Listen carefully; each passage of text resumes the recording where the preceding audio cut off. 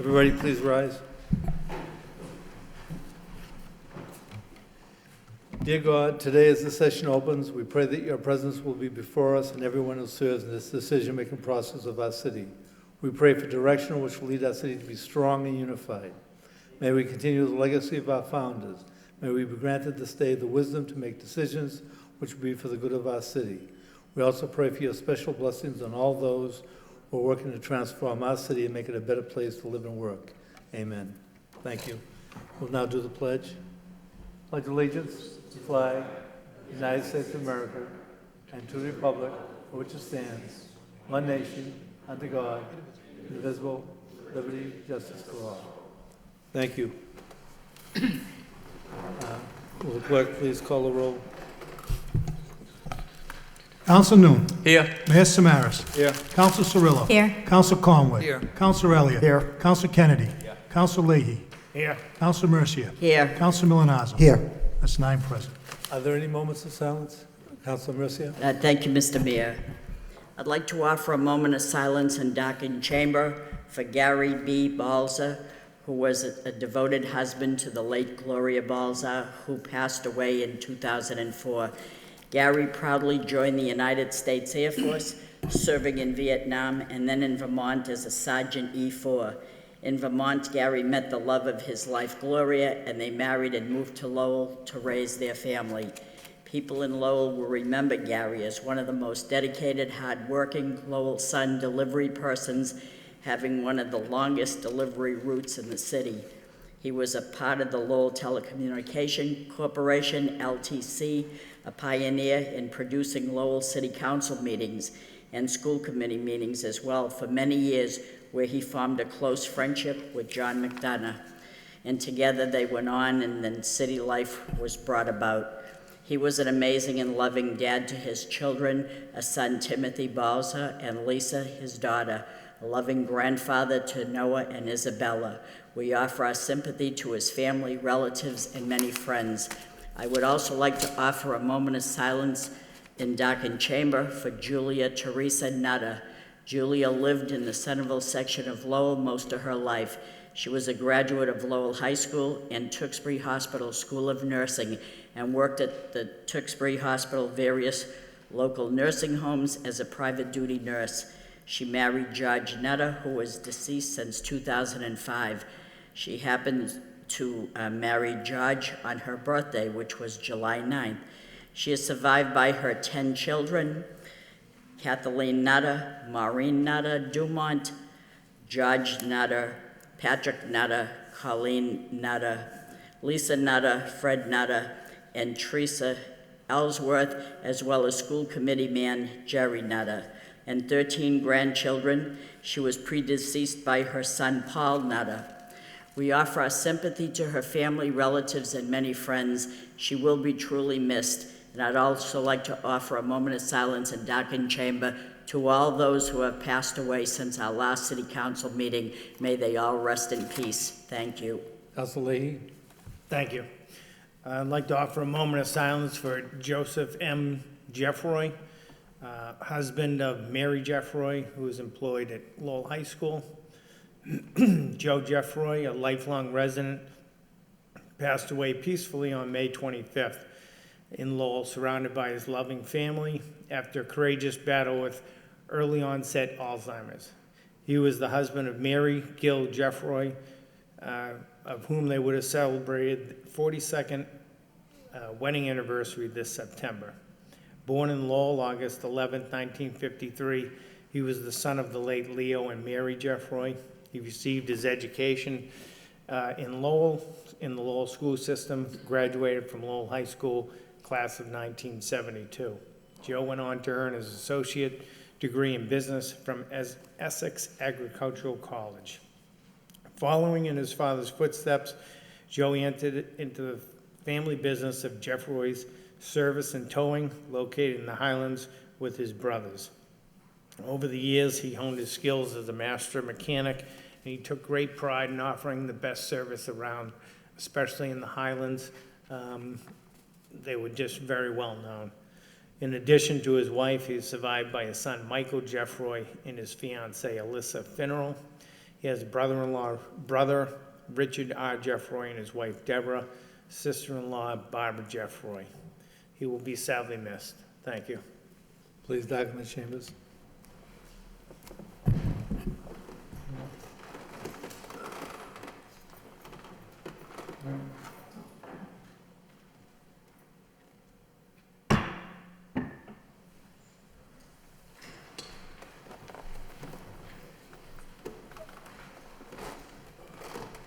Thank you. Under mayor's business, I'd like to take a couple out of order. The first one here, we want to honor or introduce the June Veteran of the Month. And that's Judy Fosamas for being named the Walter Bayless Veteran of the Month for the month of 2019.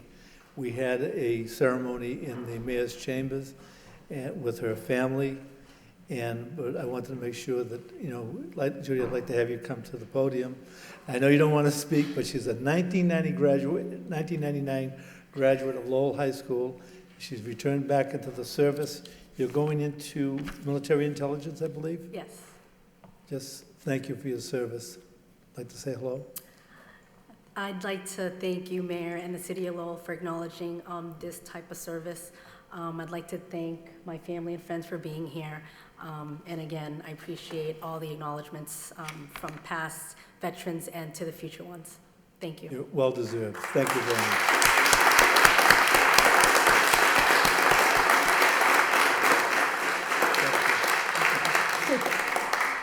Great job. Next, we have a brief presentation regarding project citizenship. We have members here, project citizenship.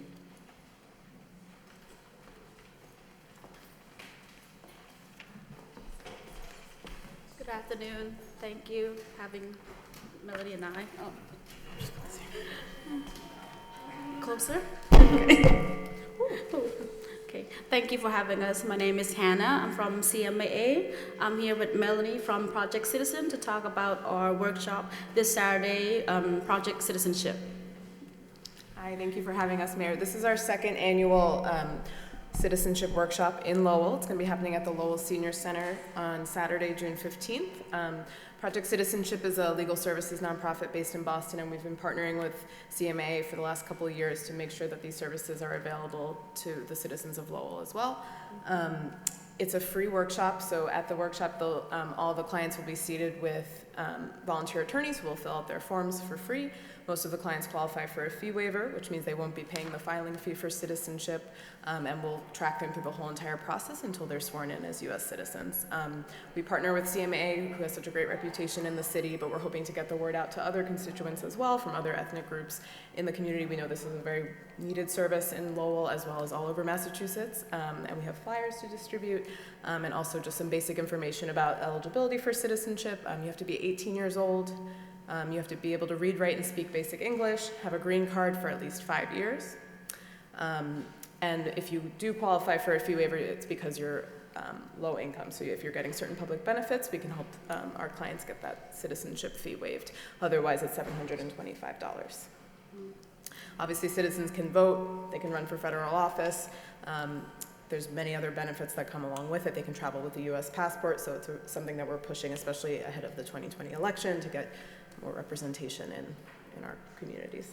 Have the candidates already been selected? If anybody heard about this now, could they apply? Yeah, so we have 50 people registered so far, but we can take way more. It's a group processing model, so we can take as many as show up. So please, if you know any constituents who would be interested, please encourage them to call CMA or call us, and I'll leave the flyers with all the information on how to do that. Thank you. It's good work. Thank you very much. Thank you. Councilor Noon. So Mayor, this is a great project, and I know that a lot of seniors and low income cannot afford the $725 fee to become citizen, and this project is an awesome project. My question is that this is a one-time, so this is offered during the workshop, and after the workshop, can they contact some of you?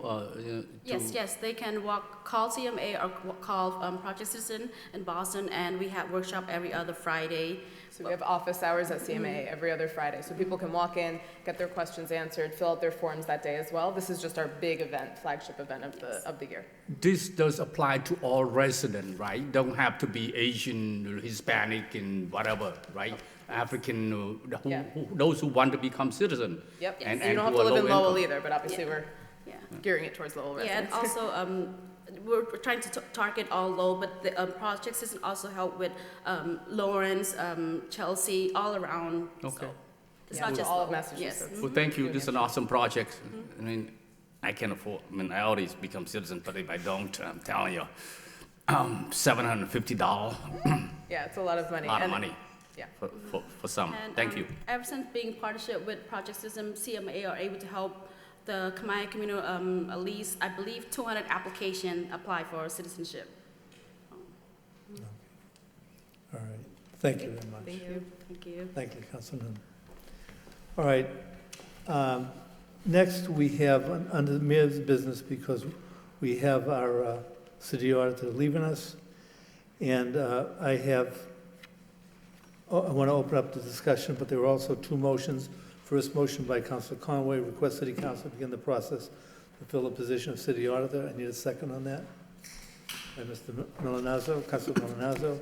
And we also have a motion by Councilor Kennedy. Mr. Mayor. Yes, I'd like to withdraw my motion, okay. as long as there's already another motion and you have it on the agenda, so there's really no need for my motion as well. So I'm happy to withdraw it. 9.4. All right, thank you. But I've asked the Director of Human Relations, Mary Cowrie, to come here to make a presentation regarding how we advertised the previous request for the city auditor's position. She also researched salaries and general information for this council. Ms. Cowrie? I don't know. I did leave each counselor a little packet that explains the procedure. This is a procedure that has been in place all along. I don't know if you need any changes to it. You can take a look at it. I've also attached a job description, which I can get posted started tomorrow, depending on how many weeks and that. And if these are, if you want to go to the MMA, the MGFOA, the MMAAA, they also have some of the salaries are listed for the surrounding towns and cities. And the last page is the annual salary, and the highlight is the step that the city auditor is on. It's a DHO2. What's the wish of the council? Councilor Kennedy? I would move that we proceed in the way that we've done it the past couple of times. Just so advertise. I think, did we give a preference to candidates that were CPAs in the past? Was that? Some of them were from some of the, candidates that we did receive. And we can note that in the job description if you'd like. I would move that we put that into the job description as well as a preference. I just think that that's a real good qualification to have for this position. And we've been fortunate enough, I think, for the past several positions to have CPAs in that position. I think it's important going forward. That's seconded by Councilor Milanazzo. Yes, I agree with Councilor Kennedy. It is listed in the education and experience, certified public accountant experience preferred. If you want stronger language in that, we can certainly defer it to the Director of Human Relations. But it's in there under education on page 2. Do you want it strong, do you want it? Well, if it's going to be in there, then, and if it's already in there, then I think we're fine. But I would just suggest that we proceed the way with process as we did the process the past couple of times, I think was. Okay, and the job description is the same as the last time. I didn't know if you wanted to make any changes to it, but the CPA is in there. Could you explain how long the process took? It varies. The MMA will keep it up for a month, but we can do as long as you would What's your like. suggestion at this point? I think we need to move the process very quickly, so I'd say 3 weeks. Any opinions from the Councilor Milonazo? Councilor Elliott? Oh, I'm sorry, Councilor Conway had his hand.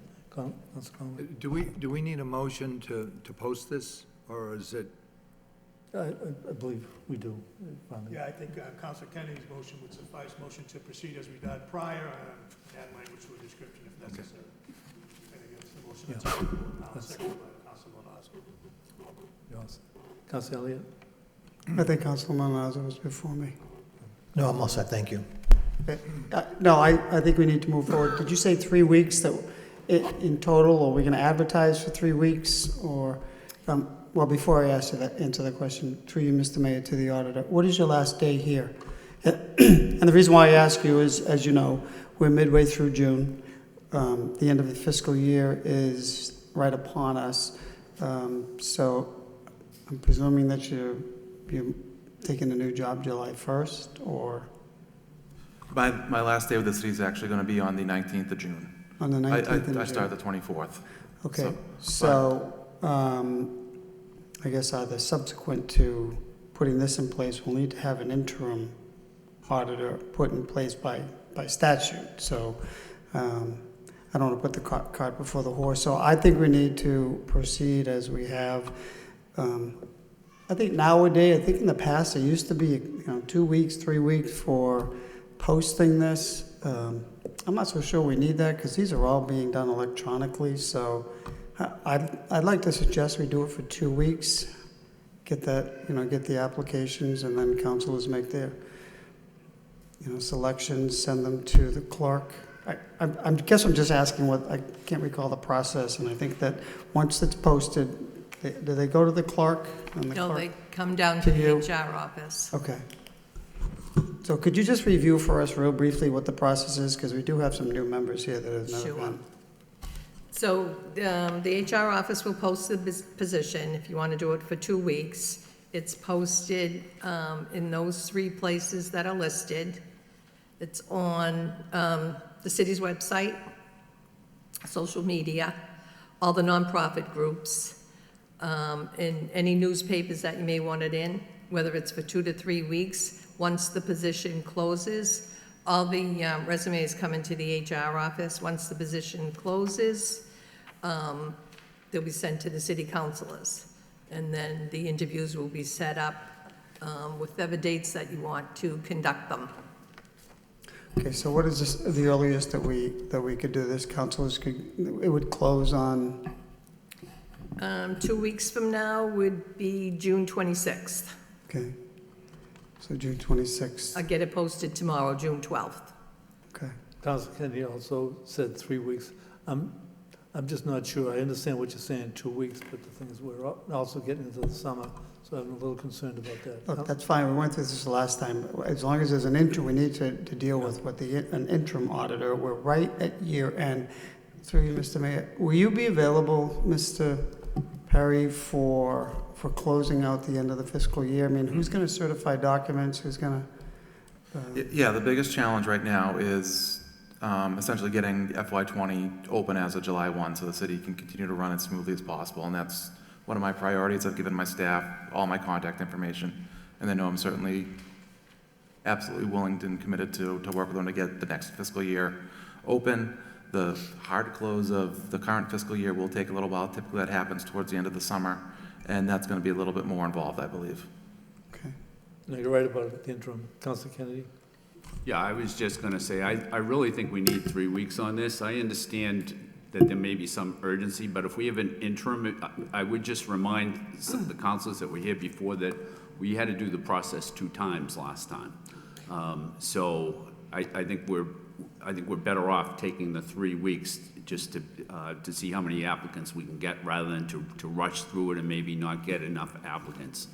And if, I guess I think at other times maybe 4 weeks would be good, but I'm satisfied with the 3 weeks. I just think 2 weeks is not much time at all. Any other opinions, Councilor Leahy? Through you to Mary Calorie. Where else are we gonna add? Is there a couple of websites you said that are popular now? Sorry. All the social media websites. all the nonprofit groups, the City of Lowell website. We can do MMA, the MGFOA, the MMAAA. And if, Is there, I don't apply for a lot of jobs, but isn't there a new website out there that people look at all the time for? oh, Indeed, Yeah, Indeed. It'll we go can put it on something. there too. Okay, and then I don't know what people think about the salary.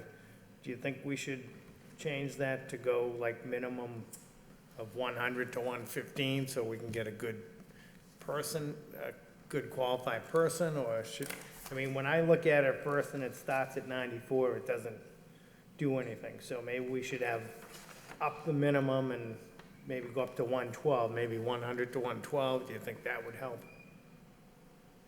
entice There's anybody al- when they look at it? There's also a stipend involved, $4,500 annually for the retirement board, Yeah. just as an FYI. Okay. Well, I don't know what anybody else thinks. Do you want I to make just that into didn't a know. motion? Or? Yeah, well, I'll make a motion that we go from minimum 100 to a maximum of 111 then. Do I have a second for that? I'll second. Second. By Council Kennedy. Do I have a roll call on that? Council New. Yes. Mayor Samaras. Yes? Council Cirillo. Yes. Council Conway. Yes. Council Elliott. Yes. Council Kennedy. Council Leahy. Yes. Yes. Council Mercia. Yes. Council Milonazo. Yes. 9 yeas. Thank you. And you said, Councilor? Yep, thank you. I'm sorry, Councilor Cirillo? Hi, yes. How many languages is this going to be posted in? How many different languages? Right now, we only have it in English. Could we have it in Khmer, Spanish, Portuguese? We have a vibrant community, and I want to make sure that this is seen and understood by everyone in the community. So do I need to make a motion that we have this in multiple languages? Well, I think I'm sorry, Councilor?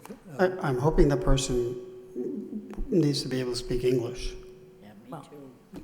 I mean, no disrespect, we can post it, but the person has to be able to read English to communicate in this department. Yeah, there are bilingual people, trilingual people that might be interested in this position. I'm sorry, Madam. Just City Manager. quickly, if the council wants to post tomorrow morning, that it wouldn't be possible to do it in 3 languages. We would have to seek out translators to do that for this position. So I don't know how quickly difficult you would be able to is find that. that? I do know, Working Cities is doing translations and so forth, but would have to reach out to one of the partners and ask How them. long would that be to actually reach out to our communities? Well, right now, we reach out to the nonprofits who reach out to the different diversity in the city of Lowell. So we do get a lot of diversity in applying for the positions. So I don't see that it's a problem right now, but I don't know if somebody else has an idea to. Yeah, the city does do translations through the elections office. We could try and pursue that and see how long that would take. I mean, without inquiring, we could get back to you, but. Thank you. I would imagine it wouldn't be too long. So do I need to put forth a motion? Yes. Okay, well, I would like to Before you do that, though, I understand what you're saying, but. Well, hold it, let's do it. If he has to Before do we it, vote. let's go through the motion, then. Right, well, I don't want to do the motion. Okay, Well, we're not gonna before we debate go to that. the motion, Mr. Mayor, well, I understand that we want to be able to reach out, but if the individual is going to apply for this job, they need to, most employees in the city are not bilingual or trilingual. So in my opinion, I don't want to hold this up as a result of posting it in another language when we're very well aware that this language requires to be able to speak, in my opinion, quite fluently English. Yes, Madam And Mayor. that's not a knock on anything else. Our ballots and those things that people need to understand, fine, but this is a job in the city. Madam Manager? Thank you. The solicitor just advised that we could post tomorrow morning and then supplement it with translations when they were available, just to not delay the posting. That would be great. So could I make that motion to post tomorrow and then have subsequent postings of a few other languages? Do I have a second for that? I'll second the motion. I think what the city solicitor is suggesting is that we post the position right away tomorrow, and that we do that in English. And then going forward, to the extent that it is practical and possible, try to get the word out as much as we can in other languages as well. But I think that Councilor Elliott does make a good point in that the final candidates are going to have to speak. We would never hire a candidate that the city council would not be able to communicate with. Therefore, that candidate has to speak English. Yeah, that's understandable. And so that candidate would be able to read the notice, the job notice. And I think that's, so that's a good point. But I do think, I seconded the motion because I think that Councilor Cirillo also makes a good point in that it's good to try to get it out to as many people as we can, including minority communities. To the extent that it's practical and possible, I think that we should try and do that. Councilor Newell? Thank you, Mr. Mayor. I think when Mary Colleries mentioned some of the websites, some of the people that the information will go to, and that came from the diversity group. I think we come a long way in terms of job opening and reaching out to diverse populations in our city. That be the nonprofit, CMA, African centers, and so on and so forth. And those individuals, if they have the loved one or friend or neighbors or somebody who looking for a job of this type, and Councilor Elliott and Councilor Kennedy, and I sympathize with I'm with the Councilor Cirillo on the point that we has to be in practice is continue to try to reach as many people, as many diverse community as possible, particularly with the information sharing of what's going on in the city. As far as job application in this level, you really do need somebody who efficient in both the number as well as in the language in order to communicate to the council and to the rest of the community.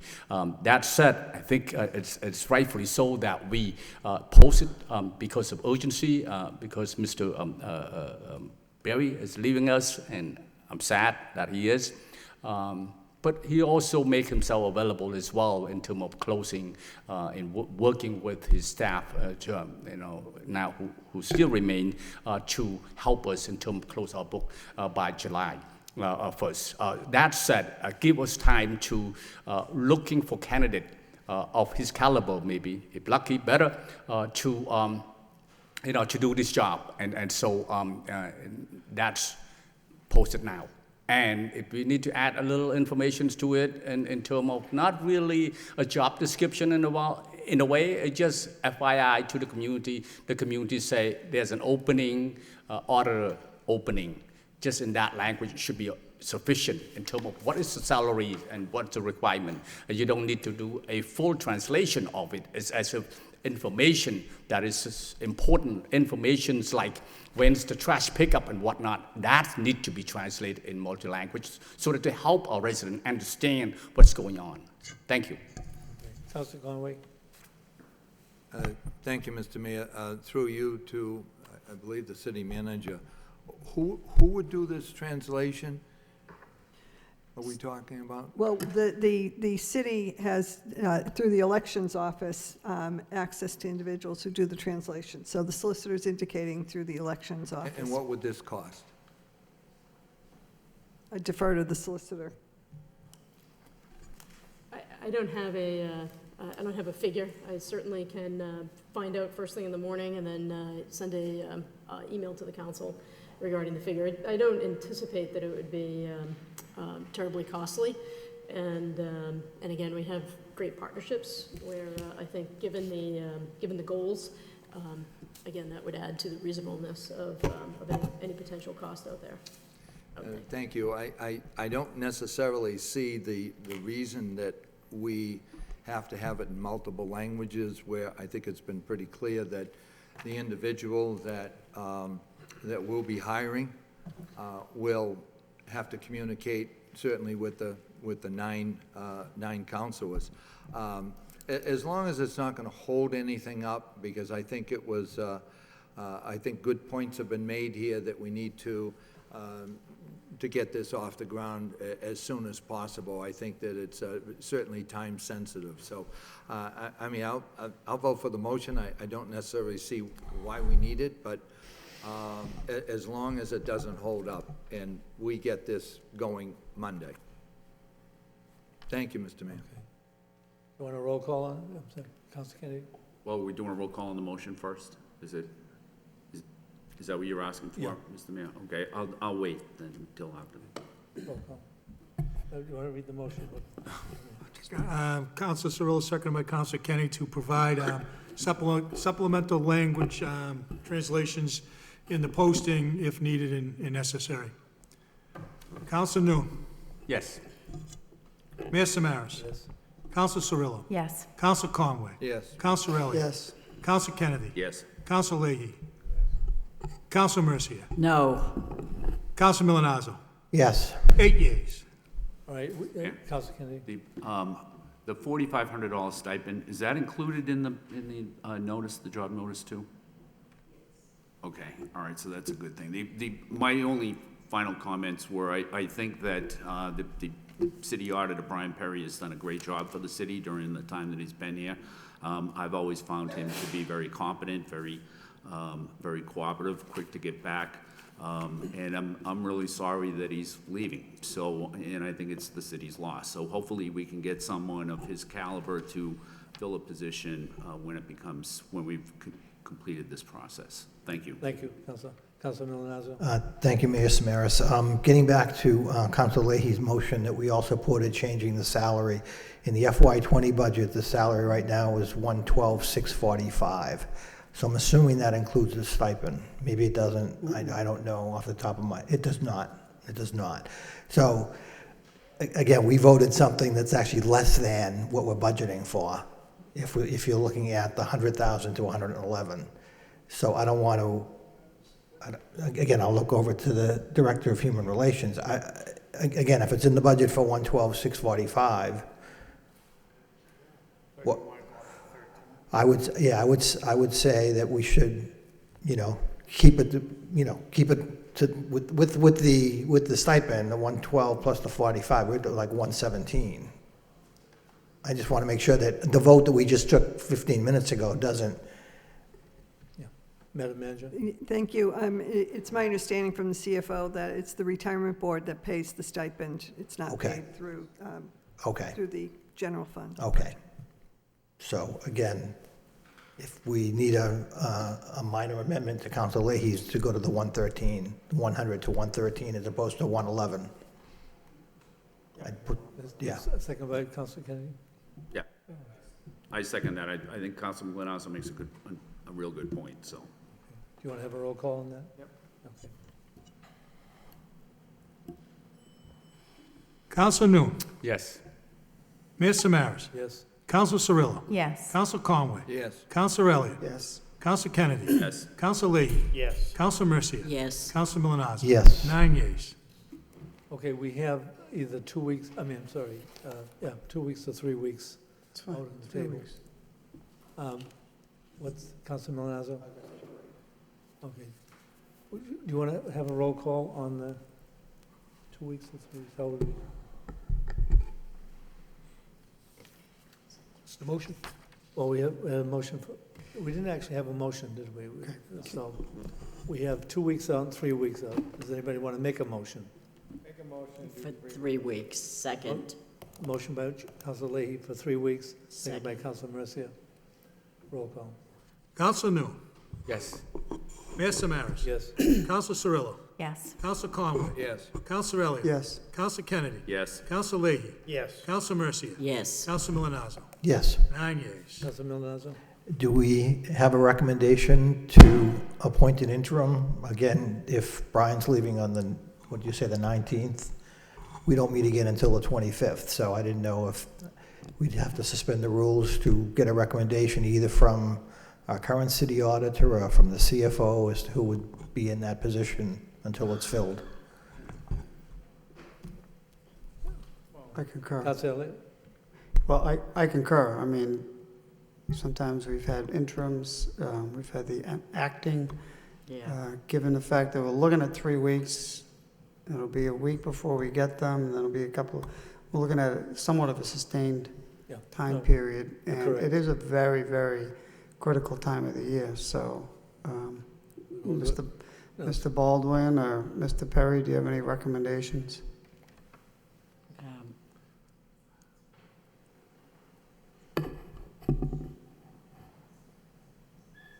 Mr. Baldwin? Through you, Mr. Mayor, I think it would probably be prudent for this council to give us about a week and maybe call a special meeting at some point next week. And then we could have some names to present to you and some discussion about an interim. So that would be before Mr. Perry departs. Okay, I'll make that in form of a motion. I'll second that. It's a motion by Councilor Elliott, second by Councilor Conway, to allow a week to have a special meeting.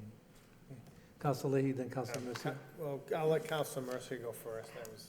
If I can remember the last time, wasn't it Karen O'Byrne that took over? And she's still in your office, isn't she? Correct, she is the And assistant she city knows what she's doing. She's been here a heck of a long time to not be new to this. She knows it very well, but then again, I'm not saying to put her there, but she's been tremendous in the past. Thank you. Councilor Leahy. I was gonna say the same thing. It's our appointment for the auditor, and I would hope that people in the office can step up when asked. You know, if they can't, we're doing something wrong. We need to be training people to move up if they wish to. So I would recommend that we appoint Karen, but I'll wait the week for recommendations.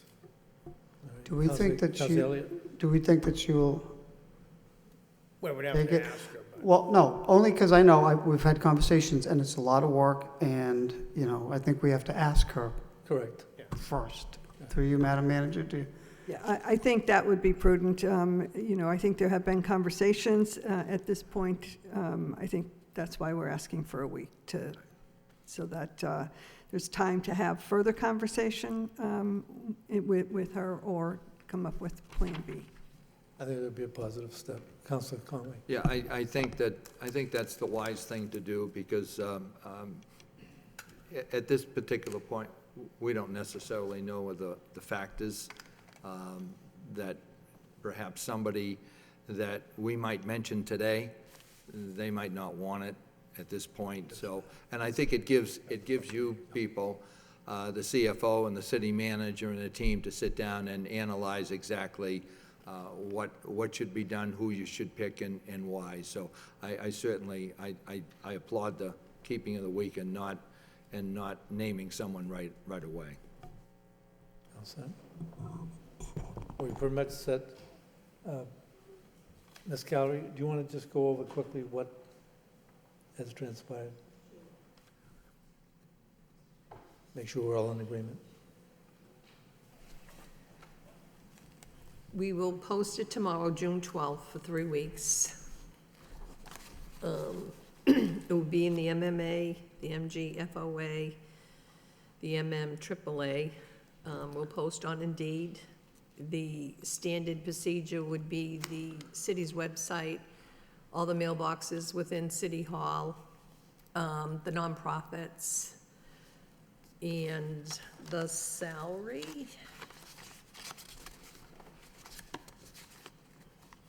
Will range from 100 to 113. And the CPA preferred, which is already in the job description. Councilor Kennedy?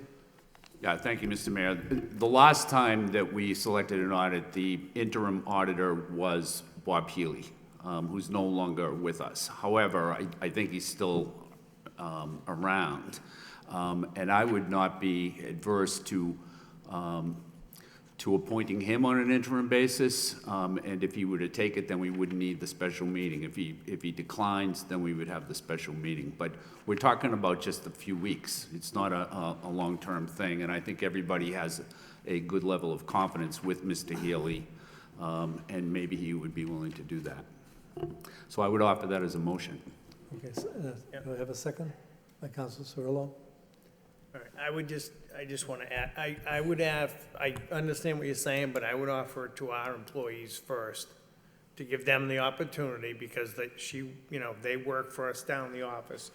I would give them the opportunity first. If it gets declined, I wouldn't be, I would reach out to someone else, but I think we should offer it to people in the office first.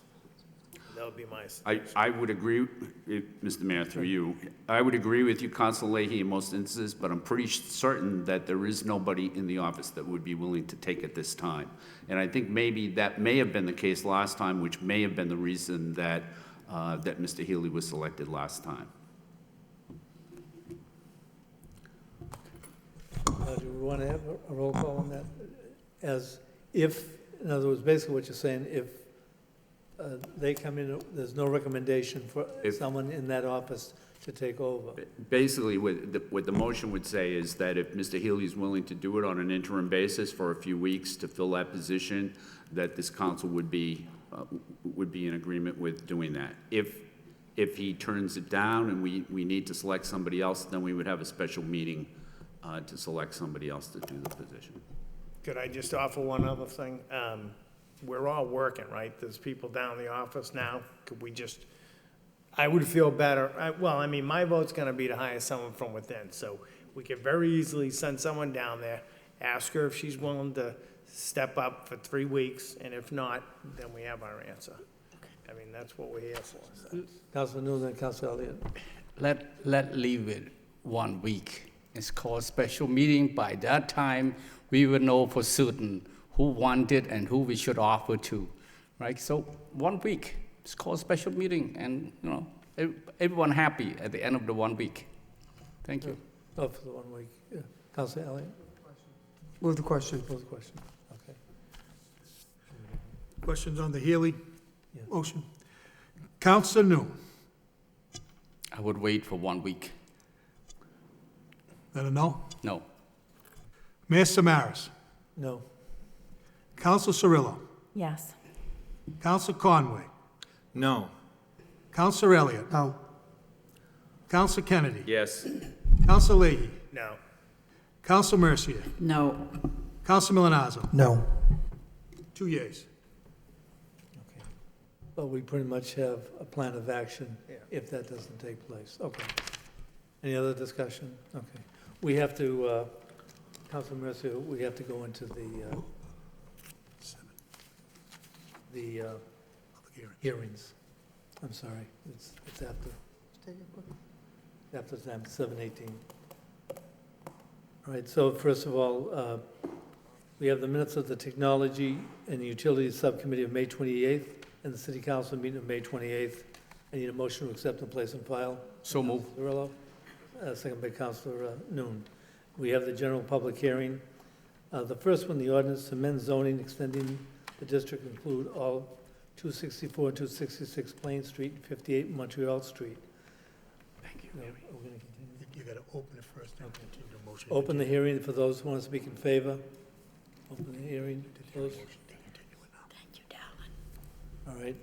I'm going to close that no, keep it open. Entertain a motion to continue with the June 20th. All right, I'd like to entertain a motion to continue the matter till June 25th, 7 p.m. by Councilor Leahy, second by Councilor Milonazo. Thank you.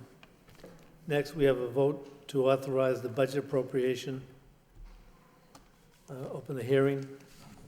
For those who want to speak in favor. Those who want to speak in favor.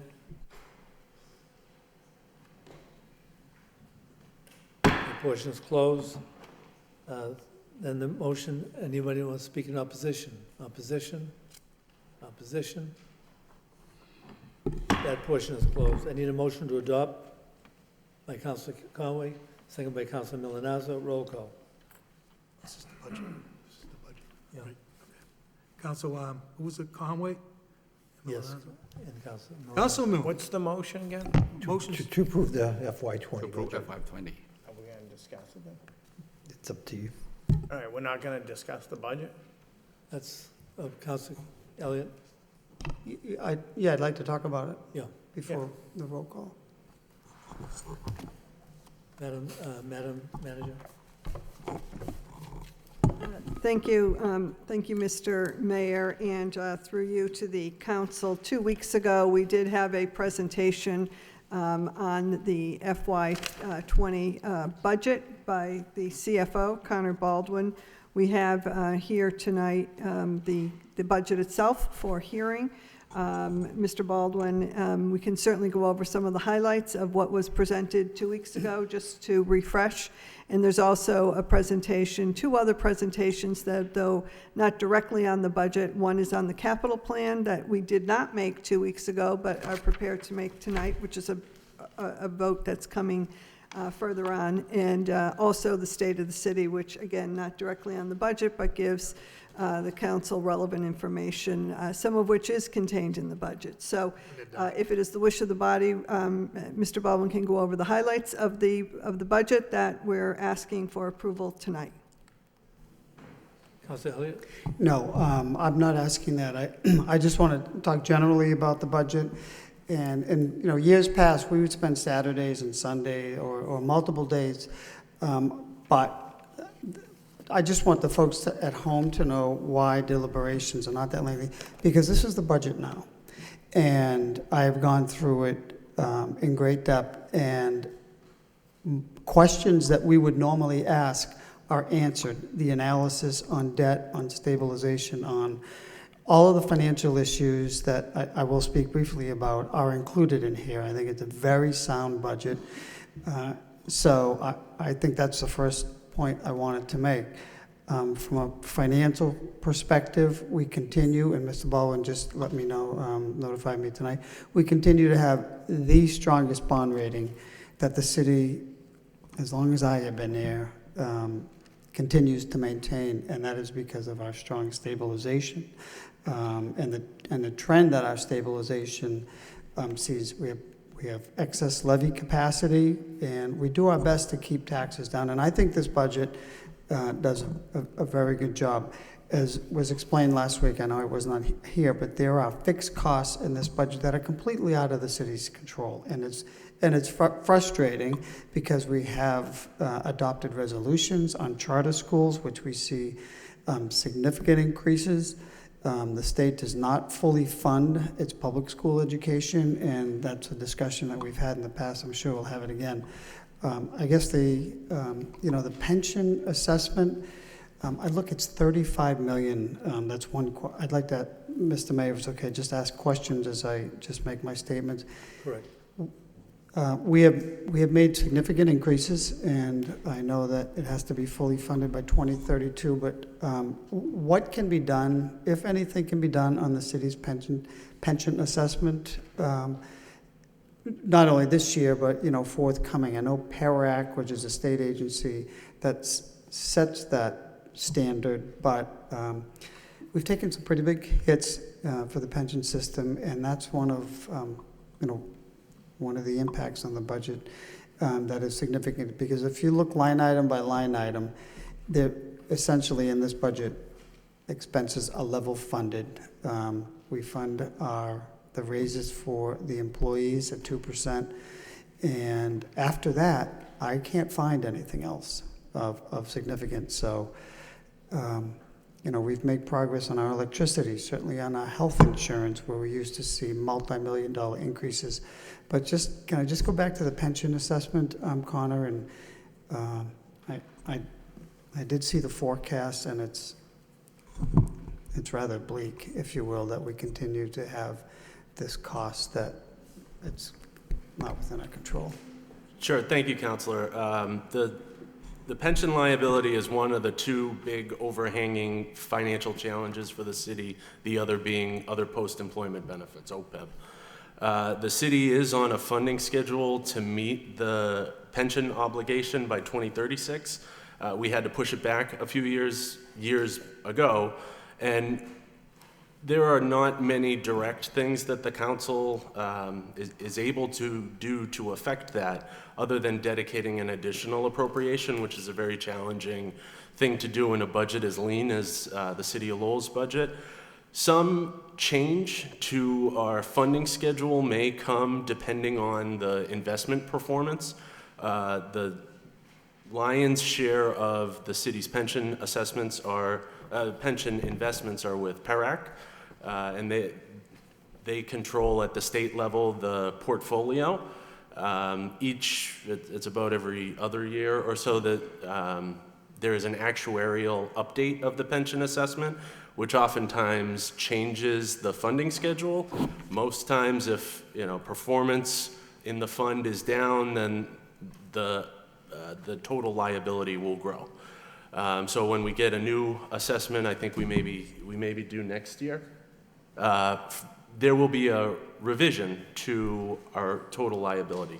However, that's a long way of saying that it's one of two major challenges for the city. The other being OPEB, and I would argue that the city is a leader in addressing that challenge. Now, years ago, the council created an OPEB trust fund and seeded that with the savings that were achieved by moving to the GIC, the city's share of the savings. Since that time, the city has invested that money. It was $7.8 million when it started. It's grown to over $9 million, which, when you stack that up with the $600 million OPEB liability, is a drop in the bucket on paper, but it's more than what a lot of communities are doing. This council also made an appropriation from free cash this year, consistent with the newly established OPEB policy, into the trust, and there's an appropriation in the FY20 budget to make a dedicated appropriation into the OPEB trust. This is something that the ratings agencies, Moody's, S&P, and Fitch, look very favorably upon, and it is part of the city's strategy to affect our credit rating. Okay. Thank you. I appreciate that explanation, especially for the residents at home watching, because I think it's important to explain why we get this assessment. So the other items I just wanted to mention was we mentioned our stabilization. It's at its highest level ever. It's $1 million increase from last year. Our free cash, it's not as high as it once was, but we're not in a negative position. The other aspect is, before we close the books on the recap sheet, we try to reduce our expenses by any excess revenue that we have. So that was sort of the bad news, the charter school. And by the way, the charter schools, our assessment for the city of Lowell is $26.5 million. We get a reimbursement from the state of about approximately $4 million. We pick up the rest. And that's, I understand that, that it's public education, we have to fund it. But if it's public education, the state has got to do something, because we're drowning in I would say, those costs. So I think it's a very good budget. If you look at the revenue streams, they're conservative. Look at building permits and the estimates. Our overlay is stable. I see it's at about 1.1 million. That's a good sign that we're not overvaluing property. If you look back to FY16, it was at 1.6. So, and that money, just if there are no abatements at the appellate tax board, then that money comes back to the general fund. Local receipts, I had a question, what is included? Because if you look 2015, Mr. Baldwin, it was 25 million. In 2019, we're looking at 68.7. What, excuse me, what is included in those? That's on section 3-7.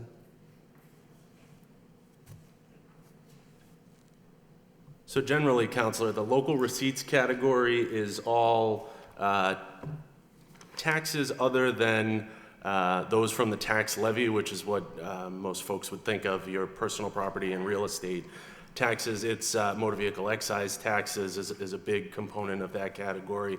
Licenses and permits, so the building permits that you mentioned, other types of licenses that the city issues, fees related to those are part of the local receipts category. One of the things that's worth mentioning is the city continues to be conservative with our estimation of receipts for the local option on recreational marijuana. We are yet to estimate an amount for that because we are yet to have a full fiscal year's worth of collections on the one that is open now. This past year, when we were setting the tax rate, that was an advisory that we heard from the Department of Revenue loud and clear that a lot of communities were estimating the receipts related to the local option excise in advance of any of their stores opening. And the Department of Revenue is a very conservative agency, so they look favorably upon us doing that. And those are some of the big categories that make up the local receipts. Okay, I suspected that increase was, it's rolled into one number, which makes some sense. So I have lots more to say, but I will say that the schedules, the debt schedules, as we prepare for the high school, I think that's important to note. It's only 2.9% of the in total spending in the city side, so it's important that we continue to invest in the city and the capital plan that we'll talk about next. So I'll stop here, but I appreciate the information because this budget is a reflection of the stability that the city has. It has forecasts on where we're going, so we can keep taxes as low. The rate continues to go down, valuations continue to go up, and we're at 2%. We don't want to raise taxes. I certainly don't want to, but it really, again, it's a lean budget. I do appreciate the FTE attachment or appendix this time. It appears that the only new positions are those of firefighters, which we received a grant for a number of years ago, the substance abuse outreach person, and that individual that we hired, the needle, the syringe person that picks up the syringes. So just for the folks at home, there's not a lot of fat in this budget. We continue to, at the end of the year, and I commend you, Madam Manager. I know midway through the year, your team looks at the financial situation mid-year, and only necessary positions are hired, only necessary purchases are, which is why we have free cash at the end of the year. So I appreciate all the effort that's gone into this, all the explanation, because it's very thorough, and it is online, and it's easy, it's readable for folks that want to take a look at just about everything from roads being paved to economic development, public safety. So thank you for the time. Thank you, Mr. Mayor. Councilor Mercia. Thank you, Mr. Mayor. Through you to Connor Baldwin, and I believe the budget is very sound. It's very hard to say that we could cut here or there, and I'm sure we could, but it'd be like peanuts compared to what we really should do. But I know that from time to time, we invest our money in this city hall. Do we not invest our money? Okay, and how often do we do that?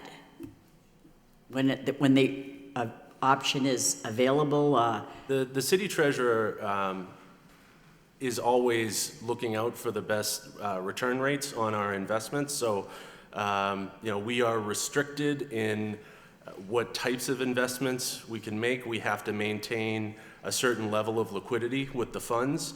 We're always looking to three major categories when making investments: safety, liquidity, and the yield. Our performance in terms of investment returns has been good over the past few years. We invest general fund monies, as well as the city has a variety of trust funds that are invested, as well as the OPEB trust, which I mentioned previously. So do we invest in a money market mutual fund?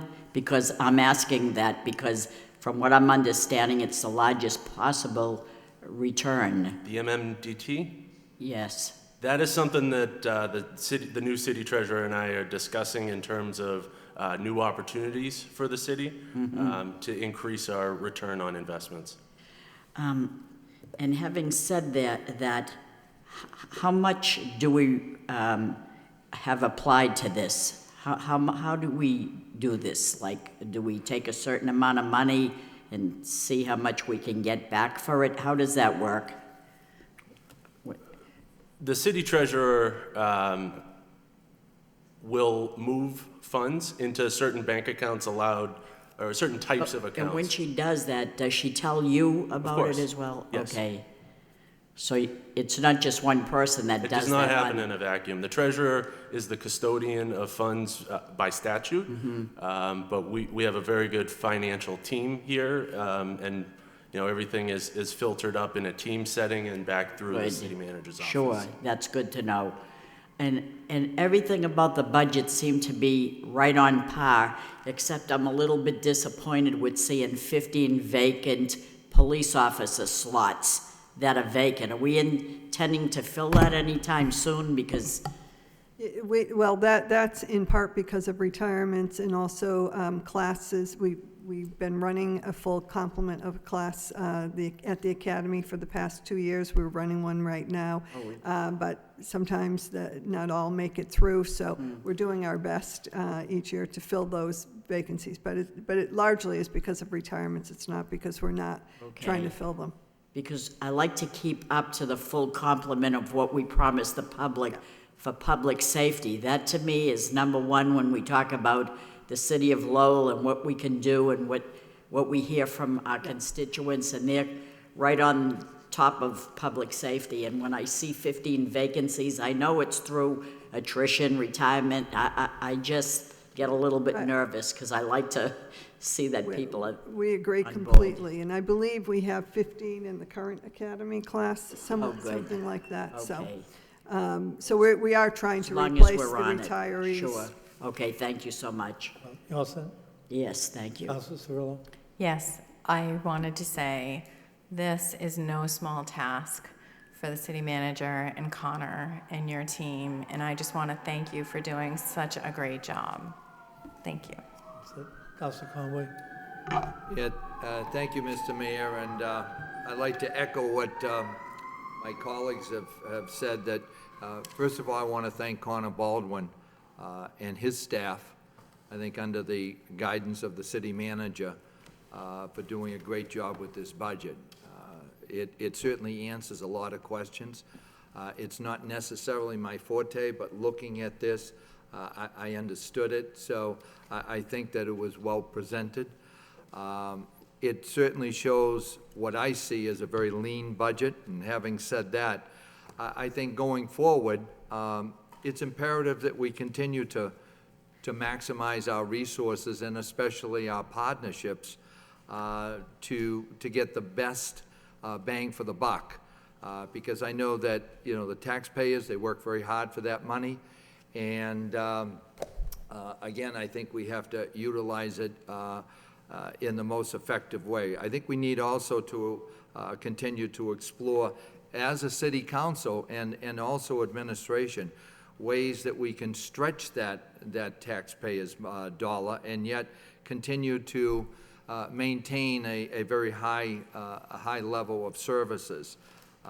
It's easy to come up with ideas and suggestions that will cost money, but I think what's extremely important is that we need to concentrate and explore ideas collectively that will save money for the city. We're very fortunate.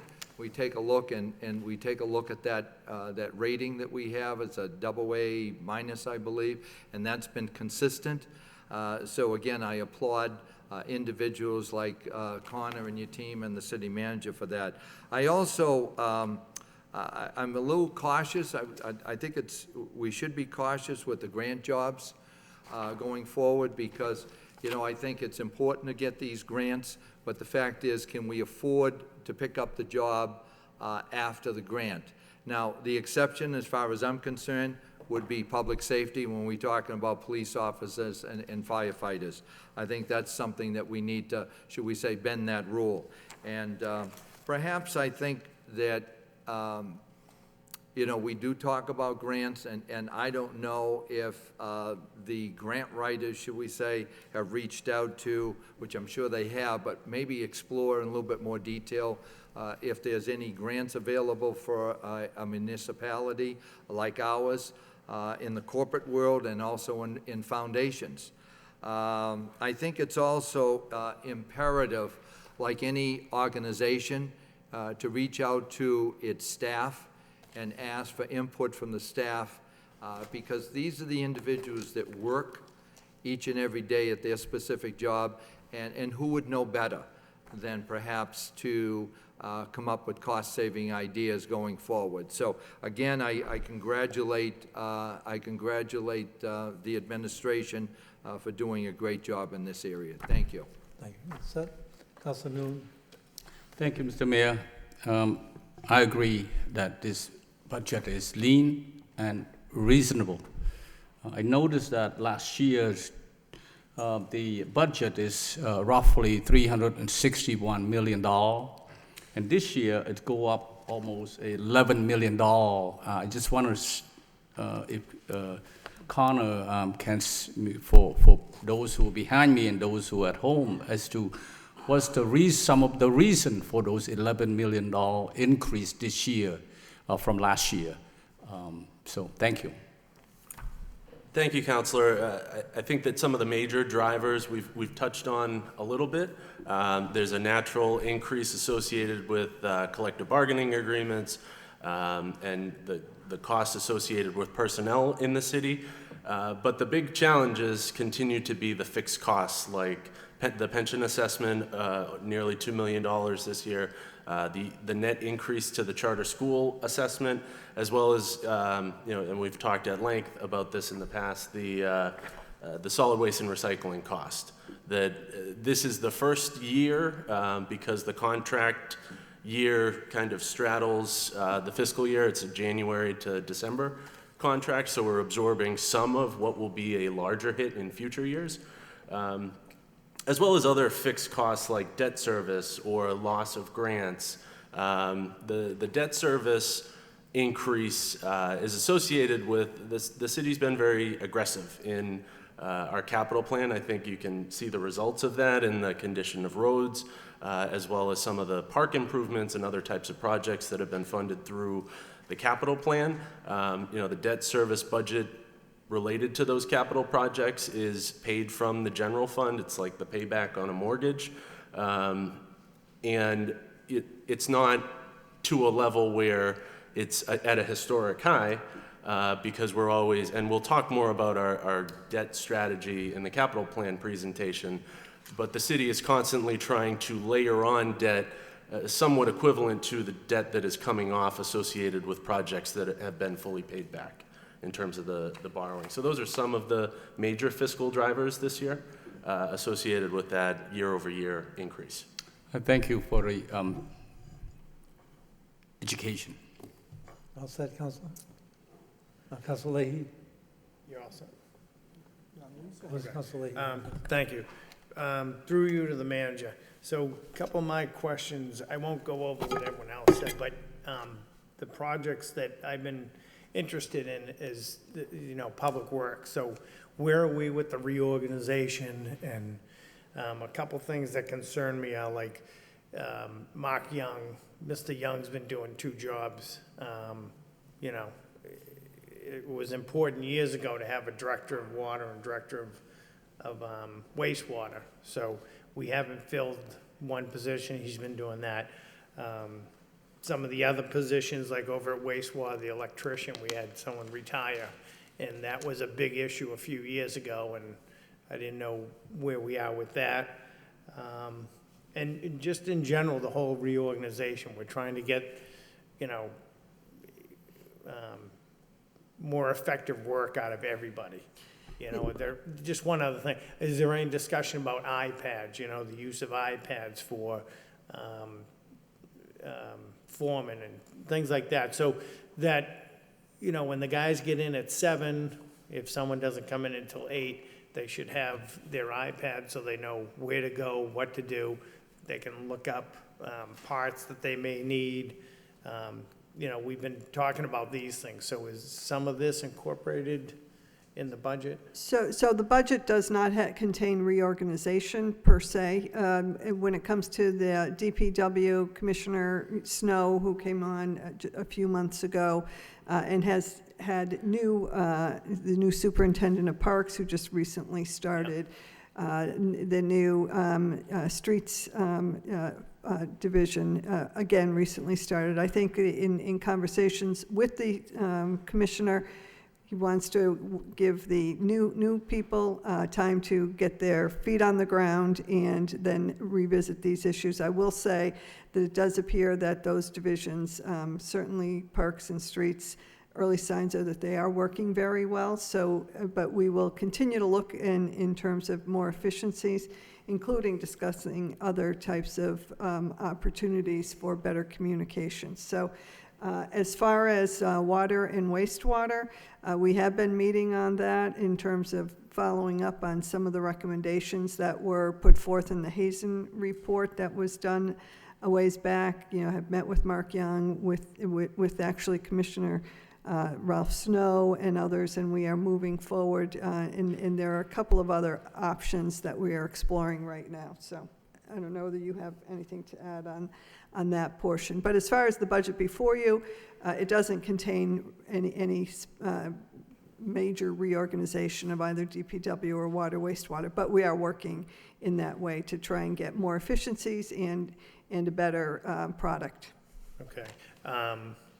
I think I counted 6 code enforcement inspectors, and I didn't know, you know, is there any plans? I would like to beef that department up. So are there any plans for that? And again, it can be more efficiencies with use of iPads or better communication between supervisors but you know, that's been a thorn in our side for the last few years, and we really need to be, I think we can be more efficient. The goal isn't really to make more money off that, but I think we are passing up some opportunity in that department on collecting fines, enforcement, and I think that needs to be a priority. The other thing is the high school again. I thought there might be somebody here from the school department, but they seem to be happy with their budget. It's no communication, right, from the school department? We haven't, Okay. I don't believe we've had any communication regarding their budget. Okay. But again, with the physical plants, you know, is there money in the budget? How are we gonna be more efficient with that? Is there more money set aside for ongoing repairs as we prepare to build the new high school? Talk about ongoing repairs at the existing high school. Yes, Yeah. we have been meeting regularly. Obviously, as you can see, there's money in this budget for those ongoing repairs, and I think it's part of the capital plan as well. But we have obviously invested in the roof over there. We've invested significantly in the heating system. We are continuing to do that. Had meetings yesterday over next steps, specifically in and around the high school, and how we are going to make certain that we're providing adequate services throughout the duration of the construction until the new high school is completed. So that is all part of working with DPW, looking at outside contractors where necessary to achieve some of the necessary repairs. Okay. There's been a lot of talk this week. I haven't seen any of it myself physically or gone over to the high school, but again, there's stuff circulating that with the construction, that there's leaks and tiles falling, and I don't know the truth of it, but I mean, it just seems like, you know, it's not news. We have a custodial staff over there, so I don't know what they're doing. If a tile falls, it should be picked up. So, Yeah, you know, there's a lot of things going on that it just gives us a black eye, and there's no reason for it. Right, so obviously, the city is putting a new roof on the 1922 building. That's been going on for several months. We are doing it because we had no choice. We had to put on the new roof now because the condition was so poor. And so we are putting on a brand-new roof to eliminate any of those issues that had to do with leaking. Last week, we had a period of some pretty heavy rain, and it was at that point that the contractor who, in the area that they are repairing, was moving some masonry, and there was a tear in the old roof. So they repaired that. I guess why it wasn't cleaned up inside immediately, but it is something that's going to be completely renovated, and the roof is replaced. And that work we expect to be finished this summer. So there will be a brand-new roof, and the ongoing issues that truly that roof was way beyond its useful life. Oh, yeah, So yeah. Okay. I mean, I think it's a good budget. It's, gets more complicated as the years go on. I appreciate the effort that everybody put into it. I just want to make sure that we're still, and I know we are, but I want to make sure that we're still focusing on efficiencies within the departments. We've got to find better ways to be handling our work orders. And one last thing, as far as I know, we're working with the negotiations for different rents or whatever, but how are we doing with moving the fire department out of Mammoth Road and that whole reorganization? Is that moving along? yeah, we are continuing to seek space to put the health department into new space in the downtown. That's what we did go out for bid for, and that process is still ongoing. Okay. The idea was to then, once the health department has moved downtown, to move the fire safety or prevention out of Mammoth Road and into the health department space. So we're very optimistic that we'll be able to accomplish that in the up and coming months. Okay. And our I know they've repairs been on- in that space on I know, Mammoth a Road, little very too. patient for a long time. But we have been in discussions with them of them moving to the health department, and they're very satisfied with that space as suiting their needs. Okay.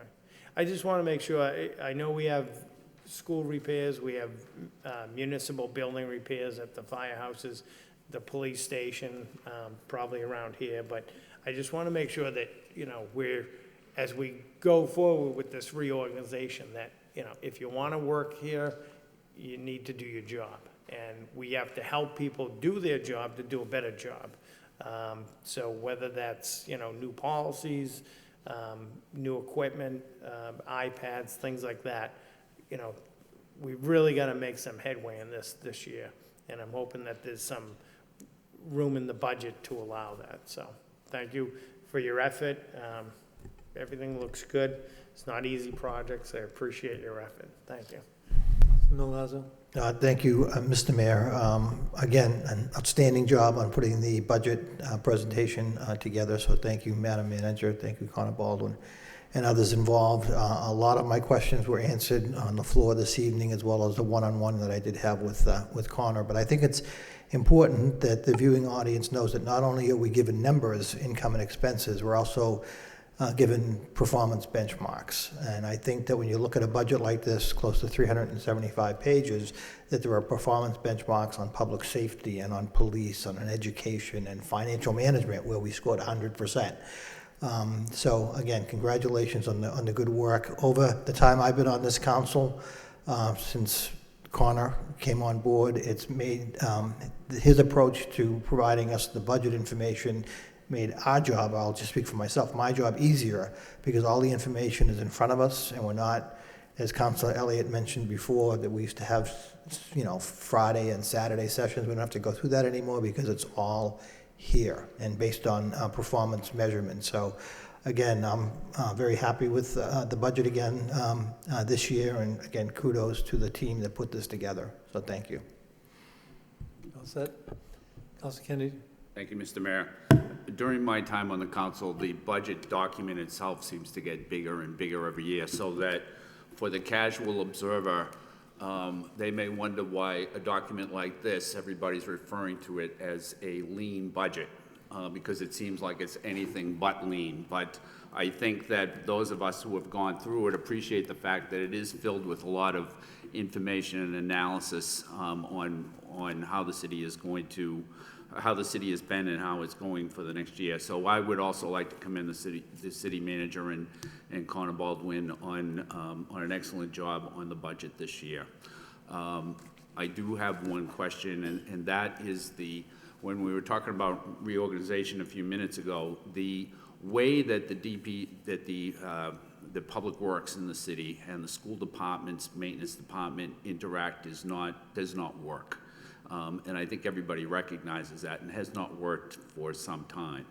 And it was my understanding that we were going to look at possibly reorganization or even melding together those two departments so that they could be a lot more efficient. I think that the city is getting shortchanged in the amount of work hours that are being done by the employees because of the current arrangement there. And so my question is, have we made any progress in that regard? And what is that progress? So what are we going to do about that going forward? Madam Manager? Thank you. Thank you through you to the council in answer to Councilor Kennedy's question. You know, this year has been a very difficult one when it came to schools and condition of the schools, and particularly the physical plants. Obviously, for a good part of the year, the acting or interim superintendent was dealing with a plate full. We met almost every week about ongoing issues. We were not able to get to the point of what can we do going forward. We actually have a meeting coming up with both the acting and the new superintendent to deal with building issues.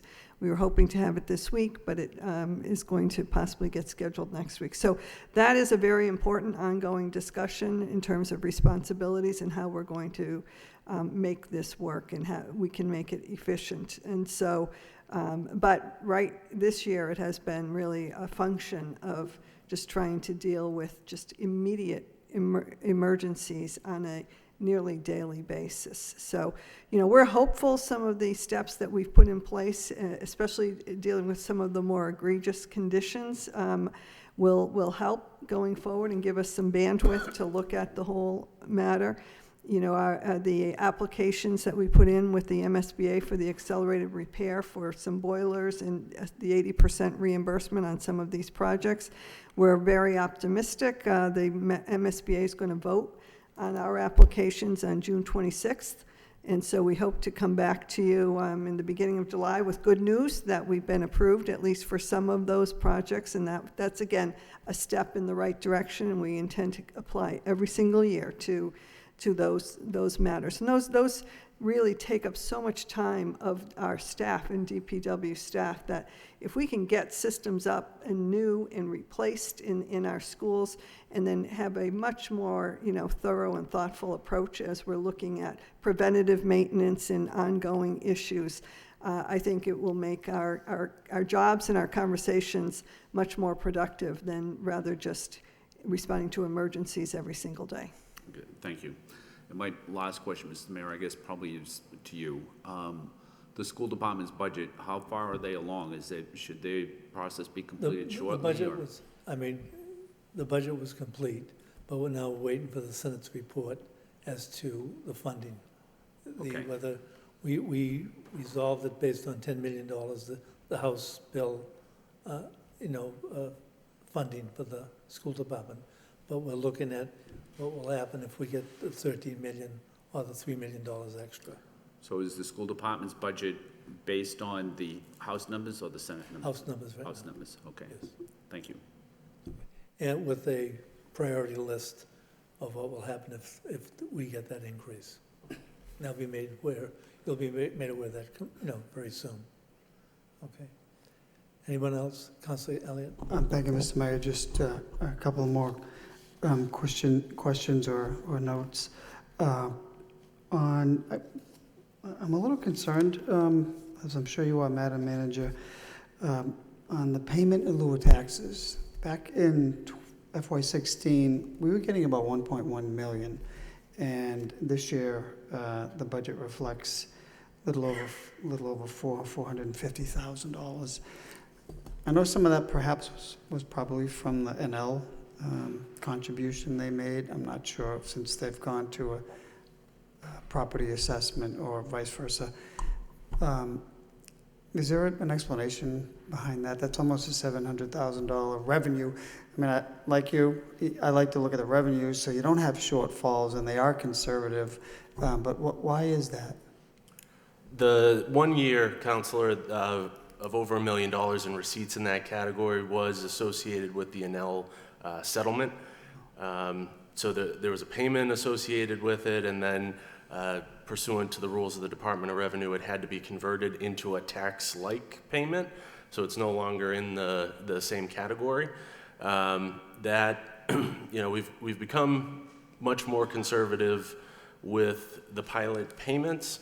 I think the ones that are accounted for in that category, there's a range of not-for-profits that make voluntary payments, few and small in dollar value, relatively speaking, but then there's the Housing Authority that makes payments to the city in the pilot category.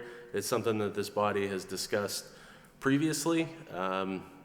It's a voluntary payment in terms of the university. There was a strategic master plan signed between the city and the university where there are payments included in those agreement, one for the Tiger Bridges. It's accounted for in a different revenue category, so it doesn't show in pilot, although it's a pilot-like payment, as well as the contribution for repairs to the Lower Locks garage. There is a payment that the university makes to the city annually. Okay, good, thank you. That's helpful. And equally as important is along those same lines is that there continues to be property growth, property valuation. I know for some time there was, concerns that the university was taking a lot of property. It was coming off the tax rolls, which is altogether true, but we do continue to see a trend of, $8.1 billion in real property valuation versus $7.6 billion last year. I think that's a good trend as well, including an additional $1.5 million in new growth, another sign of good economic prosperity here. So those are the only other two questions. And just on the stabilization, I was asked earlier during the week, Connor, we are using $3.2 million of stabilization funds, which is at its, as I mentioned earlier, it's at its, all-time high of 11.7. Can you just explain? I understand it, but rather than we're borrowing a little bit from Peter to pay Paul, but the reasoning behind that is because we don't put it on the tax rate. It's, we're using the stabilization, and then at year-end close, we're using unreserved fund balance and other obligations to pay that off so the levy doesn't go up. Is that correct? That's exactly correct, Counselor. The vote that the council will take as part of the appropriation order includes an amount that is sort of like a not-to-exceed figure. It is an authorization up to that amount. Each year as we get closer to the recap time in the fall when the tax rate is set, we have a better number and are always trying to need to appropriate less, and then whatever the actual appropriation is, the first place that the free cash total goes is to replenish that reserve balance. Okay, good, thank you. I think it's important. It's not a risk, in my opinion. If we looked at our free cash trend, I believe it's good sound tax policy, quite frankly, because we're not raising taxes that we can use other funds to pay off obligations that we have. So that was just the last point. And we're not taxing to our capacity. We have $19 million, and it's a testimony to this administration, the council, and others that we don't go to the full 2.5 on a yearly basis, unlike other communities who are faced with overrides. So I believe our conservative approach to delivering services is a reflection of that $19 million in excess levy capacity. Thank you, Mr. Mayor. Thank you, Councilor. Councilor Leahy. I just wanted to add one other thing before we pass this. In what Councilor Elliott brought up, the pilot programs again.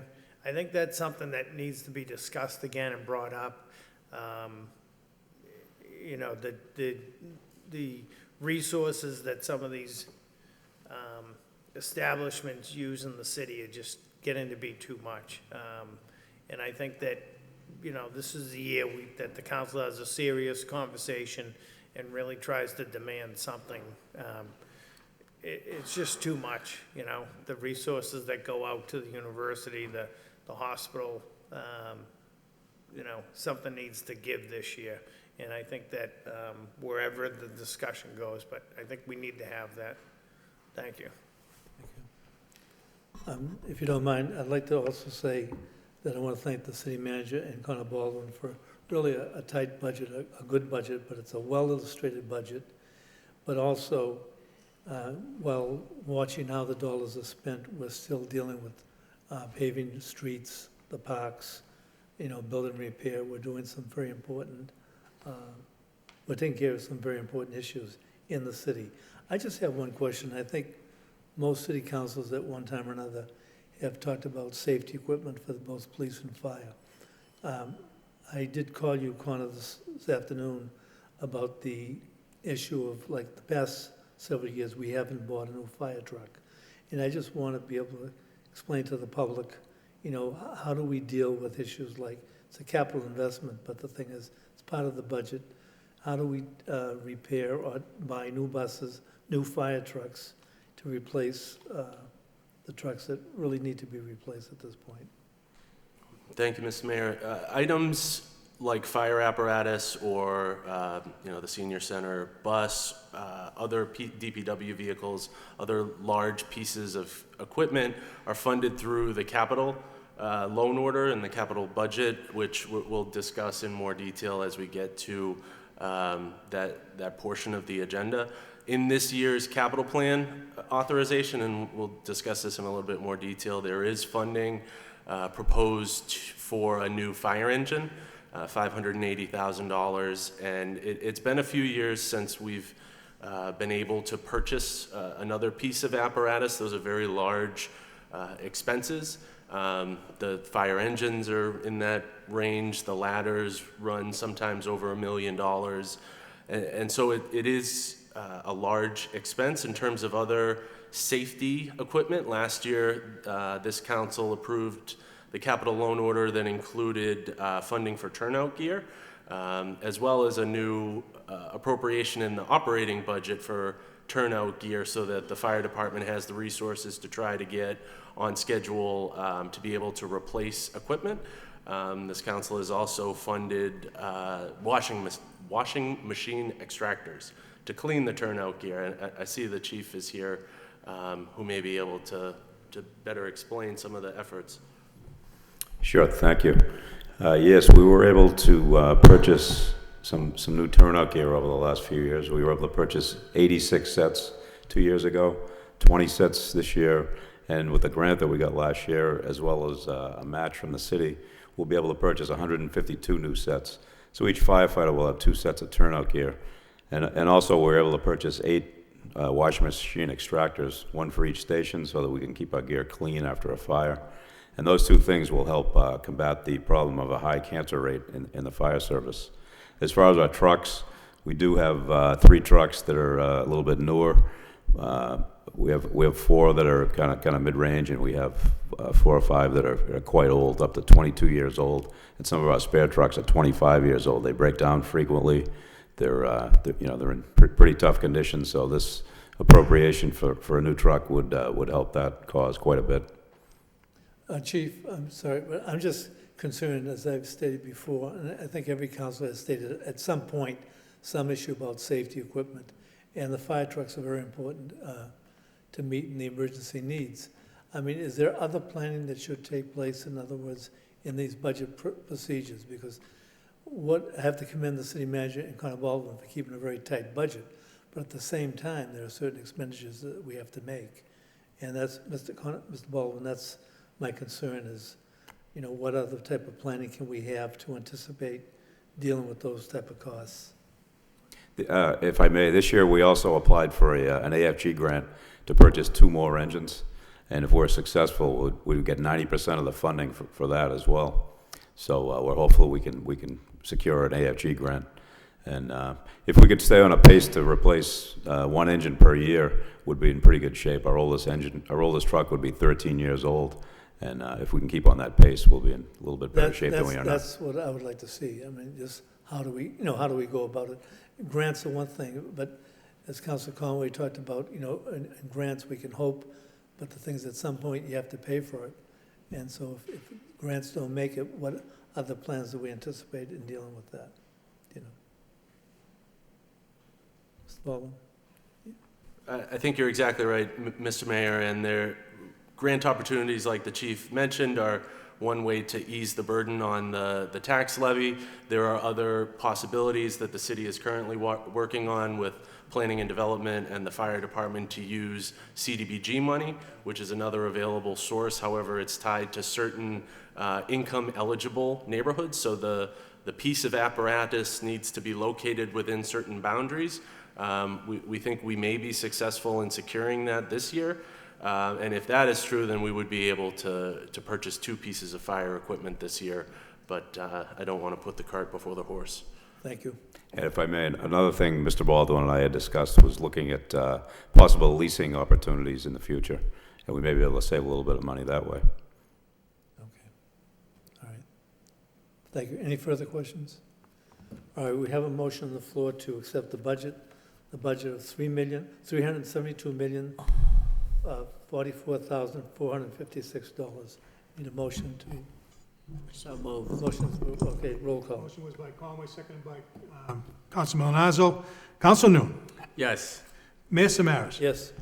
Council Cirillo. Yes. Council Conway. Yes. Council Elliott. Yes. Council Kennedy. Yes. Council Leahy. Yes. Council Mercia. Yes. Council Milonazo. Yes. 9 yeas. Thank you. Madam Manager?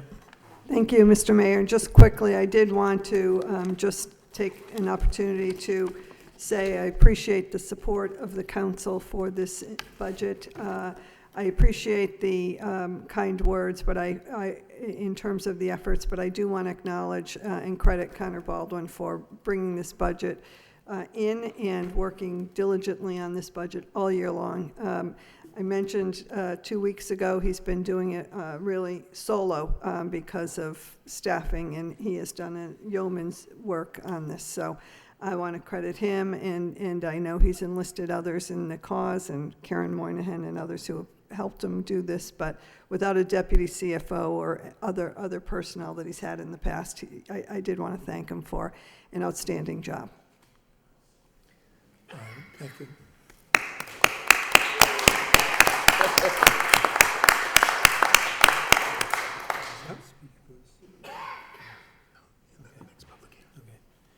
All right, next we have the loan order for fiscal year 2020 capital improvement. Want to open the hearing for those in favor? Anyone wants to speak in favor of that? Close that portion. Anyone wants to speak in opposition? In opposition to the capital improvement plan? That portion is closed. Any discussion regarding the capital improvement? I need a motion to adopt. So move, Mr. Chair. Seconded. Refer to the clerk's office. No, Councilor Noon's not letting me finish. Motion to adopt and refer to the clerk's office for 20 days. Motion made by Councilor Noon, seconded by Councilor Cirillo. Roll call. Council Noon. Yes. Mayor Samaras. Yes. Council Cirillo. Yes. Council Conway. Yes. Council Elliott. Council Kennedy. Yes. Council Leahy. Council Mercia. Yes. Council Milonazo. Yes. 9 yeas. Okay. Next. We have loan order wastewater capital improvement, $67 million. Want to open the hearing? Those that want to speak in favor? In favor? Yes. Please give your name and address. Hi, my name is Lynn Daly, and I reside at 35 Windward Road. Gary and Ruth Potwin of 463 Douglas Road are also here with me. I'm speaking in favor of the loan order, items 4.4 and 4.5, to finance wastewater enterprise capital improvements. In particular, I am speaking in favor for the financing of the construction of a wet weather storage facility for Douglas Road. The Douglas Road, Windward Road sewer surcharge events are a well-known 50-year-old problem. The construction of a wet weather storage facility system, as required in the loan order, will prevent these surcharge events, which create unsanitary conditions with raw sewage flooding into basements and roadways. As a taxpayer and someone who has experienced these surcharge events for over 50 years, I want to understand what the project is for which the money is being appropriated. So I researched wet weather storage facilities. This is a significant engineering project and needs to be done correctly. I also looked into what is involved in the EPA mandated integrated plan. The requirements put forth by the EPA are also significant. What I did not find in my IP research was a requirement for a project timeline and schedule. Along with defining the project, funding the project, complying with the EPA, I would like to see, as a taxpayer and a stakeholder in the project, a project timeline and schedule. A tool such as this should help to keep the project on time and within budget. As I said, this is a significant engineering project with a good size price tag. I have the utmost faith that City Manager Eileen Donoghue and Executive Director Mark Young and their staffs will execute these improvements in accordance with the terms of the loan order, as well as the agreement the City of Lowell has with the EPA that requires the city to develop a plan for combined sewer overflow. The project will be managed by the A-Team.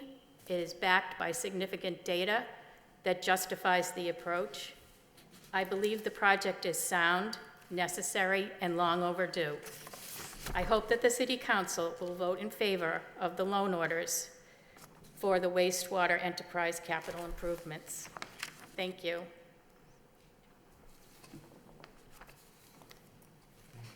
Further discussion? In favor? That portion is closed. Anyone else speak in opposition? Opposition?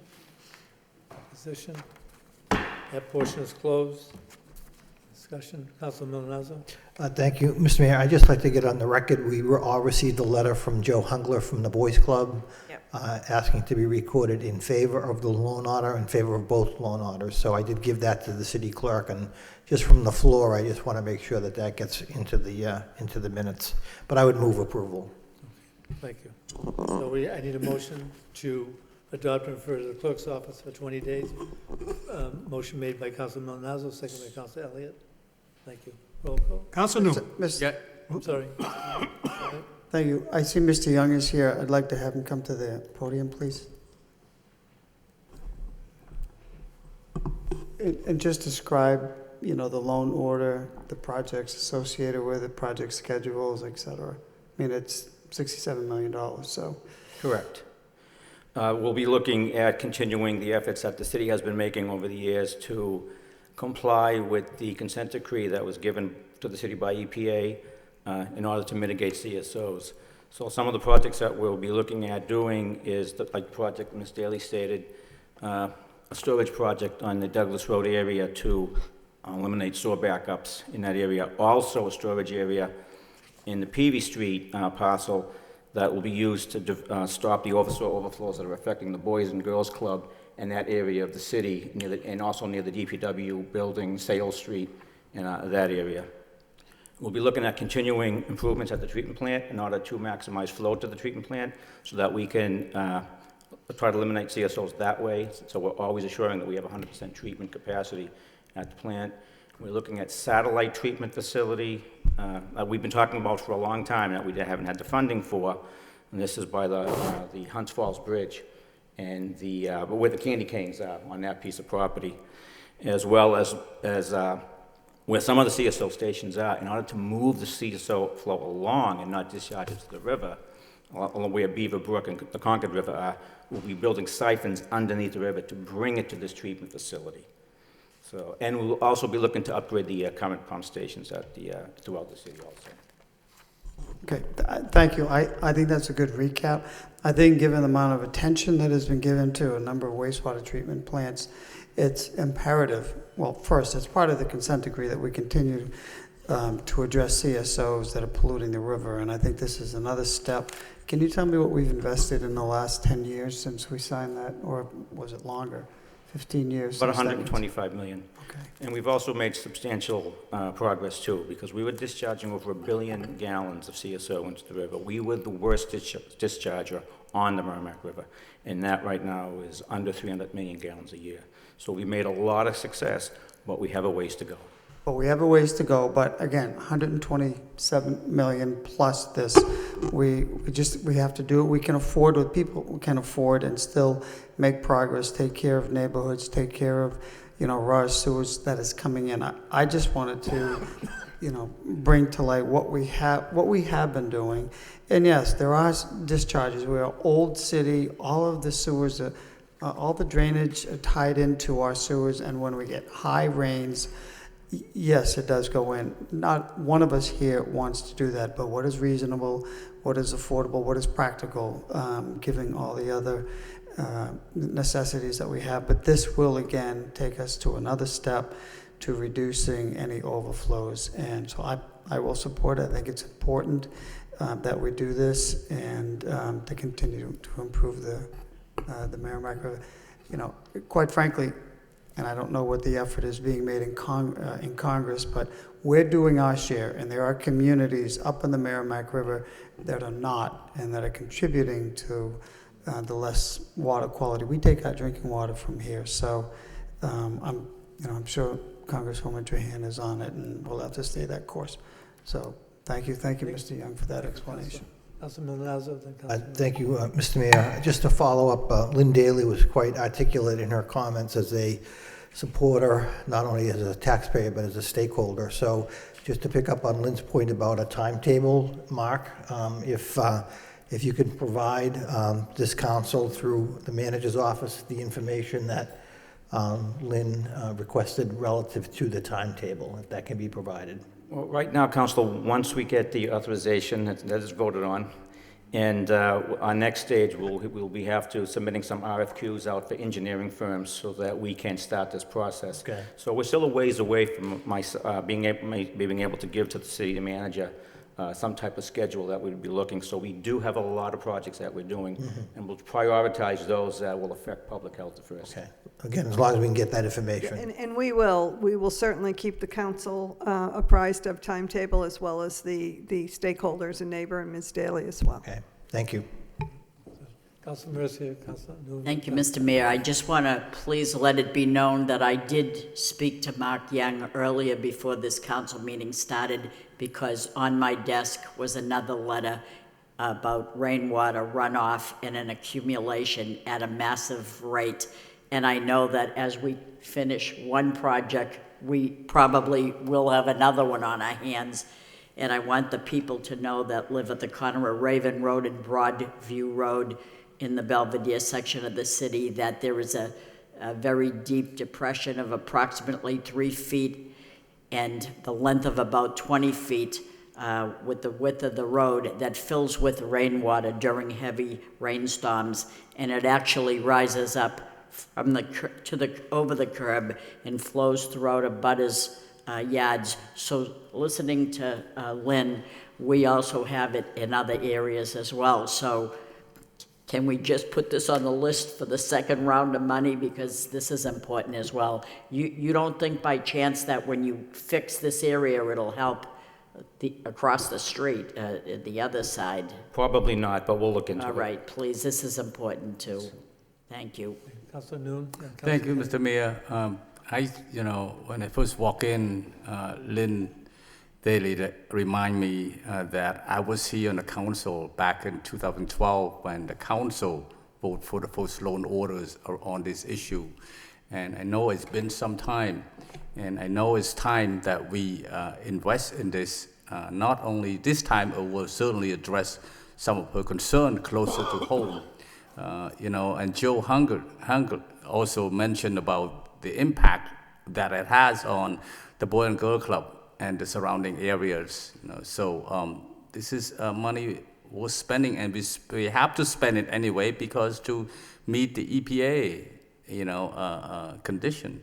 So my question is to Mark Young is this how many year project is this? 10 years.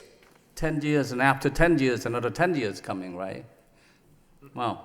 So, I mean, I do concur with, Councilor Malinazzo that, and if we can let the stakeholders, those who are impacted by it, know the timeline, certainly be very, they'll be very happy to hear and knowing that their concern being addressed, and so that update, will be certainly helpful to them. Thank you very much.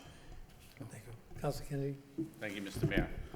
So just following up on that, I can understand that you need this vote first of all and then other things. But at what point do you think you would have a timeline? Go ahead. I would hope so, but within a year, we could have a timeline. But I want to stress, too, that in a situation like Ms. Daly was talking about, is something that we would prioritize, because that is a public health issue beyond CSOs, the sewage in the street, and I want to stop that. Right. There's two areas of the city that we need to address. And that issue in that area goes back a long, long way. Yes. When I was on the city council first time around, that was an issue down in that area. So for a timeline just for that, when do you think you'd have that? Are you talking about a timeline, if once we... Not for the whole 67, just for what you're prioritizing as far as that area over at... We want to do those projects, PV and those projects first. Right. Those we'd like to put out, so that we could have that, hopefully within a year's time. I could actually give you a concrete, say, here's when the project's going to start, and then here's the construction schedule that we would have.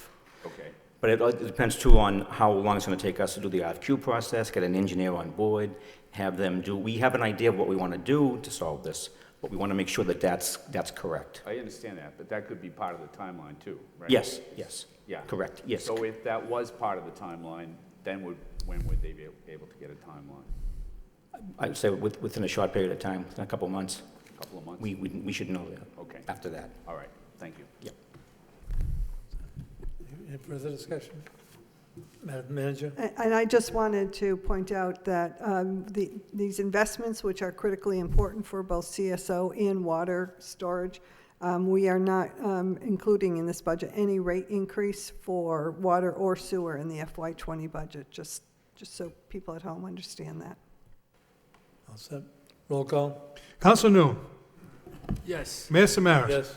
Council Cirillo. Yes. Council Conway. Yes. Council Elliott. Yes. Council Kennedy. Yes. Council Leahy. Yes. Council Mercia. Yes. Council Milonazo. Yes. It's 9 yeas. Next, we have loan out of water enterprise capital improvement of $45 million. Open the hearing for those in favor. Those who want to speak in favor?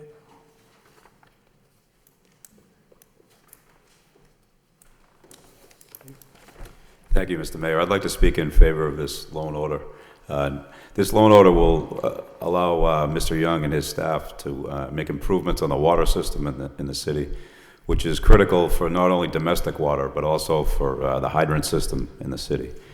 If we have a large building fire, we hook up a hose to the hydrant, which is hooked up to the water mains, and we establish a continuous water supply when we have a large structure fire. So if we have a water main break in the middle of a structure fire, it's very dangerous for both the firefighters and the public. So to improve the water mains and the hydrant system in the city will go a long way towards making fire protection better for the citizens and as well as the firefighters. Thank you. Thank you. Any further? That portion is closed. Anyone speaking in opposition? Opposition? That portion is closed. I need a motion to adopt and refer to the clerk's office. So for 20 moved. days. By Councilor Cirillo, second by Councilor Noon. Roll call. Council Noon. Yes. Mayor Samaras. Yes. Council Cirillo. Yes. Council Conway. Yes. Council Elliott. Yes. Council Kennedy. Yes. Council Leahy. Yes. Council Mercia. Yes. Council Milonazo. Yes. 9 yeas. Next, we have ordinance amend, chapters 28 and 42, Lowell Police Department training account revolving fund. Open the hearing for those who want to speak in favor. In favor? That portion is closed. Anyone who wants to speak in opposition? Opposition? That portion is closed. I need a motion to adopt So moved. by Councilor Conway, second by Councilor Elliott. Discussion?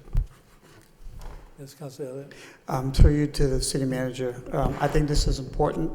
I think it's a method of tracking the training that we do a very good job in those communities, but could you explain, the purpose from the administration's perspective?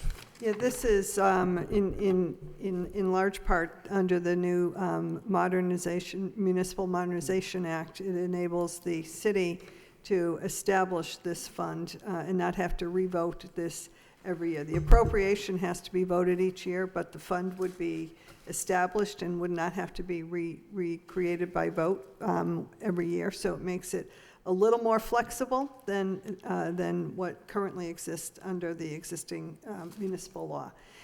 However, the funding would have to be approved and appropriated by the council on an annual basis.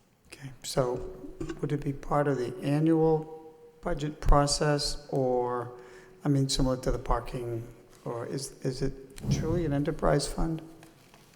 No, this will operate like a revolving fund Right. under that statute, and municipal modernization allowed for a little bit more flexibility. This account, prior to the vote that's on the agenda tonight, operated as what's known as a receipt for appropriation account.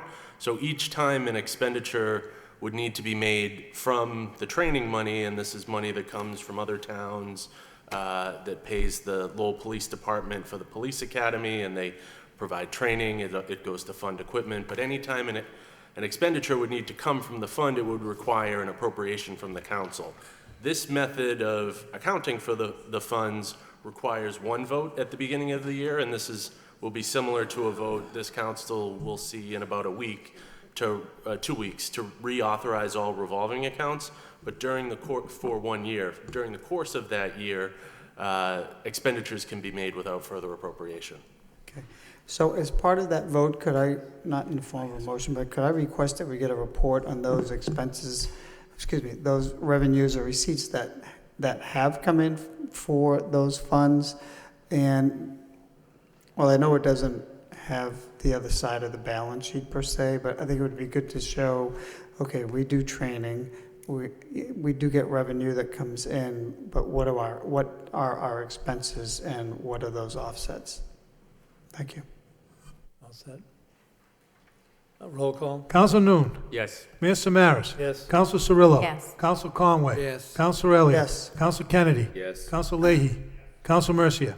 Yes. Counsel Milonazo. Yes. That's 9 yeas. Okay, we had our hearings, but we have a number of people waiting. Can I do 5.3, then yours, Council? Just 5.3, communications. Appoint Greg Studwell to the Sustainability Council. I need a motion to adopt So moved. by Council Cirillo, second by Council Elliott. Roll call. Counsel Noon. Yes. Mayor Samaras. Yes. Counsel Cirillo. Yes. Counsel Conway. Yes. Counsel Elliott. Yes. Counsel Kennedy. Yes. Counsel Leahy. Counsel Mercia. Yes. Counsel Milonazo. Yes. 9 yeas. Congratulations, Mr. Studwell. Mr. Studwell is here, Mr. Mayor. Yes, I'd like to just make a statement. Again, my name is Greg Stedwell. I live at 35 Riverwalk Way in Renaissance in the River condo. Thank you to City Manager Donahue for my appointment to the Sustainability Council. And thank you to Mayor Samaras and the rest of the City Council to make this opportunity available for me to serve my city. I work at TRC, which is an environmental engineering and construction company in Wanalancet Mills. I'm a senior GIS analyst, and I'm also a sustainability coordinator there, where I coordinate all the recycling and metrics for our waste streams, and including paper, energy, and so on. So I also am on the Board of Trustees at the Renaissance in the River condo, and I'm also the chair of the Sustainability Committee. And right now we're looking at putting solar panels on our 2 buildings at Lawrence Mills, working with Steve Stoll to make sure that the panels aren't too visible, and something that he really cares about. We're also taking a sort of holistic sustainability approach there. We're doing composting. We're helping people repair our windows. Our windows are, sometimes the building's 150 years old. And, sometimes the windows are very heavy and hard for people to open and close. So Steve Stoll has coordinated us to like get a repair program for our windows, and that's been very successful. So my background is in urban affairs and planning, and good urban design and livable cities. So I think I could bring a lot of the sustainability work that I do and at the condo and at work to a larger audience for the city of Lowell to make sustainability is an important part of livability. So I think that I look forward to serving on the Sustainability Council, and thank you. Thank you.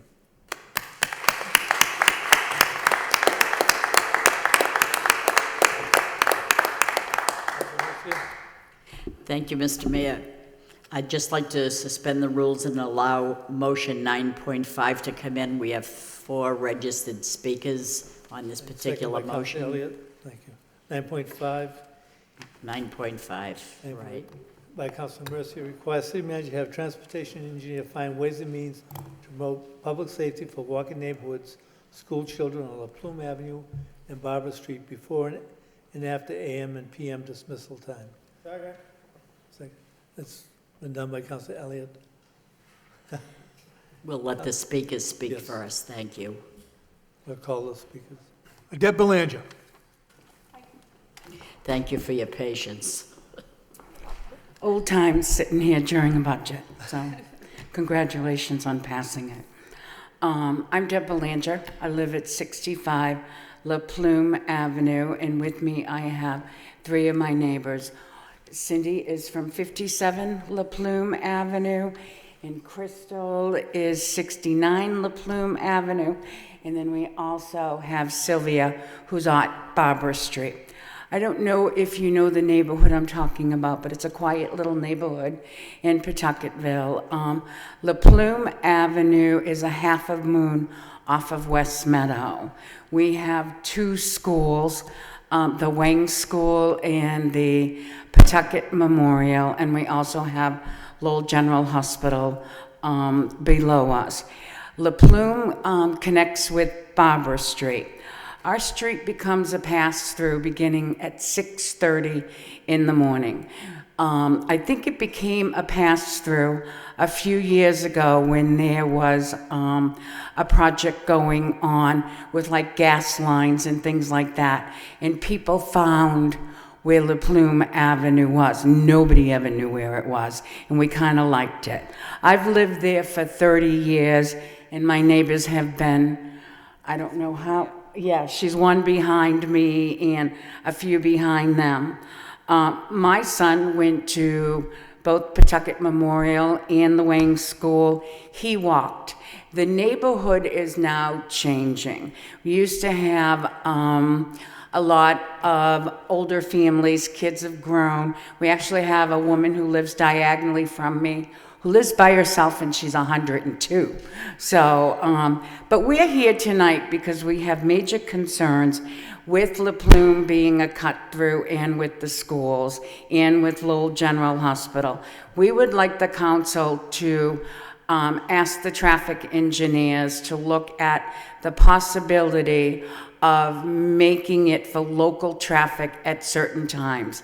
We have that along, along the boulevard, and we have that along Varnum Avenue. We have no sidewalks on La Plume or Barbara Street. That becomes a public safety issue for the kids that are walking on the streets, both La Plume and Barbara. This year, we noticed the buses from the schools are traveling these side streets. It's gonna cause an accident. I've worked with John Dakota for the last couple of months. I will call him, tell him what bus went down the road, and he would call the bus company. But we can't be policing this every single day and calling John and saying bus number this or bus number that. But I'm gonna let Cindy and Crystal and Sylvia talk and give more information. Thank you. Cindy Deschanel. That's me. So it starts about 6:30 a.m. We can pretty much set our clocks to it. You can tell Lowell General's 7 o'clock shift is gonna start soon, because the cars just start quickly. We have no speed limit signs. And then the next is when the buses are loading and unloading the kids, you can tell the cut-throughs. The cars start whizzing by. And as Debbie said, before they had the detour, putting traffic through our road, nobody knew of that road. Lowell General is built up, the schools are there, the buses are there, and now, as she said, the buses are parking, waiting for their turn to stage, because they have to go in a certain order. In the winter, you add the snowpack. Now you have the snow, there's no sidewalks. It's just an accident waiting to happen. Lord forbid, a fire truck has to get through. I've come home and there's parents parked on both sides. You can't get through. You got kids walking, you can't get through. It's just an accident waiting to happen. And we live there. You have to go past your road to go up and come in a different way because you can't go home. It needs to be addressed. I have paperwork from back in 2003 when my kids were going to the school where it was addressed, and it's even a worse issue. There's younger kids, the older people are moving out, younger families are moving in, now there's more younger kids. It's just, I'm surprised it hasn't been an accident. It's just waiting to happen. Thank you. Sylvia Quadros. Hello, I live at 145 Barbara, which is the corner at the end of Barbara, and it abuts La Plume as well. So I get the brunt of it all. So I get all the buses trying to make U-turns in my driveway, the parents trying to get by, because now they're parking on both sides of La Plume. So you have children trying to walk home, the buses trying to get by, no sidewalks. The dynamics of the neighborhood has changed quite a bit. So I've been there 21 years. My daughter now lives across from me on La Plume with her children. So I just fear for the safety of my grandchild going to school in September, but the safety of residents as well. Like, we have a hard time getting in and out of our driveways. Parents are just racing to get to and from school. The buses are turning around everywhere they can because they don't want to get stuck on West Meadow where the crosswalk is at the bottom. Traffic goes all the way up any time of the day. We have recorded multiple times just buses barreling through, like Debbie said, Cindy said, there's no city, there's no speed limits, there's nothing. There's a stop sign at the end of my house, which no one respects. So if the city wants to make money, they really should put a police officer in my living room, because you'd get tickets every 5 seconds. I think this just really needs to be looked at for the safety of not just the residents, but foremost our children. We have a lot of young couples moving in with children, and they walk to school, and it's just not fair. There's not a sidewalk, and they don't have an inch of street to walk on. Thank you. Crystal Winchester. Hi, so I live at 69 La Plume. I've got 2 young children. I constantly have to close the fence, bungee the fence, and still just can't take my eyes off the 3-year-old for 2 seconds because, a ball could go under that fence, or just, oh, look, a pretty car, and he just wants to run right out there, and it's petrifying. I mean, they fly. You see school bus drivers on their phone, people on their phone. Everybody's distracted nowadays. It's just really scary, and honestly, the stop sign is worse because now nobody wants to stop, and they're trying to beat this traffic, so they do a really fast rolling stop, and it's caused almost so many accidents. Or if they stopped, they're on their phone, and then they gun it before they even look to see if anybody's coming the other way. It's scary to live in that neighborhood with little kids, and hopefully they'll be going to that school, and I just fear, it's pretty sad that I'll have to drive them right down the street because I'm too scared to have them walk. But thank you. Thank you. I just want to make one more comment. When you are, La Plume interconnects with West Meadow, and at that corner there is a family, and the son is disabled. And I know that Councilor Marcia was able to get them a handicap sign, because let me tell you, they couldn't park on their street to get access into their house from La Plume Avenue. And the crosswalk from the school over to La Plume, it ends at a place where there's not a sidewalk. So that's kind of crazy. And it was Councilor Elliott years ago that got that stop sign for us at Barbara Street in La Plume, because I live right there. You could just pull up my driveway, and it has helped. But again, people just, it's that rolling stop. I probably have gotten a ticket for one of those rolling stops at some point in my life. But again, school is out this Friday, and I think you just really need to look at it over the summer and do what you need to do so we can perhaps get some, relief come the fall, and, again, make it only available to local traffic, from 6:30 to 9 o'clock, and probably from 2 to 4, something like that. My daughter's also autistic, and so she's too afraid to have her walk alone, and her husband's deaf.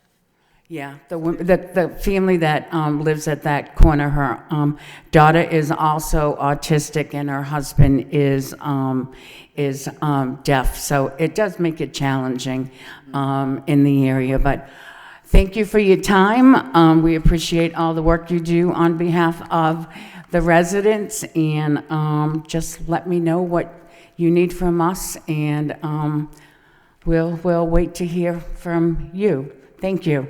Thank you. Councilor Mercia. Thank you, Mr. Mayor. I couldn't have said that any better. I want to thank the four women for coming down and giving their testimony to safety in their neighborhood. If we can refer this, Madam Manager, to Natasha Vance, because she's the professional and she could probably work with the neighbors and help them to make a better area for them. And the point that we're trying to stress is there are no sidewalks, and cars are parking so literally against people's property, so the children have to go out around and be right in the middle of the street. So it's very, very scary. You heard what they said. I couldn't have topped that. It was wonderful.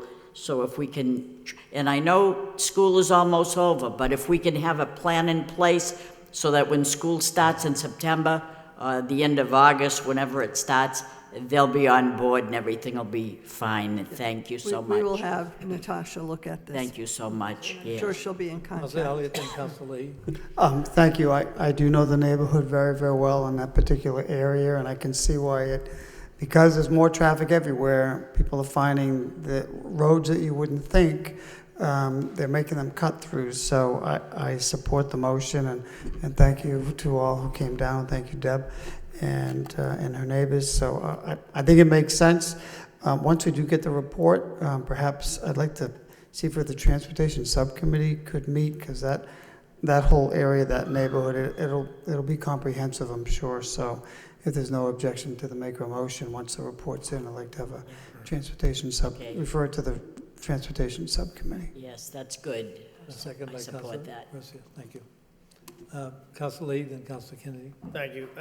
When you have that transportation subcommittee, I think it'd be important to have someone from the bus company here too, because it's not uncommon today. The buses go through yellow lights. They don't care. They're trying to make their schedules, but it's just ridiculous that they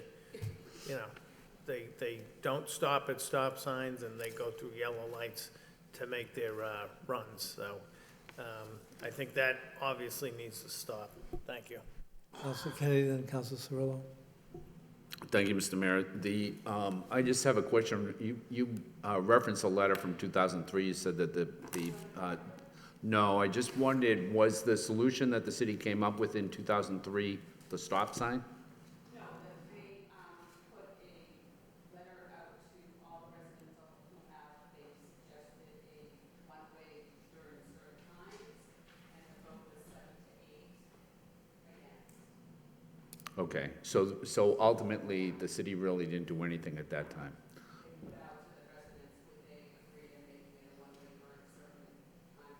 Okay, and so if you did that in 2003, this issue's been going on for a long, long time.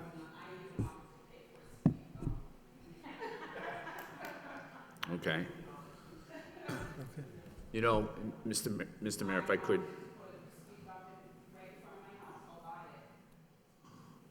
could, through you to the city manager, I think we should take a second look at speed bumps. A lot of communities are now using speed bumps in certain areas, and I think in some cases it's just not a bad idea at all.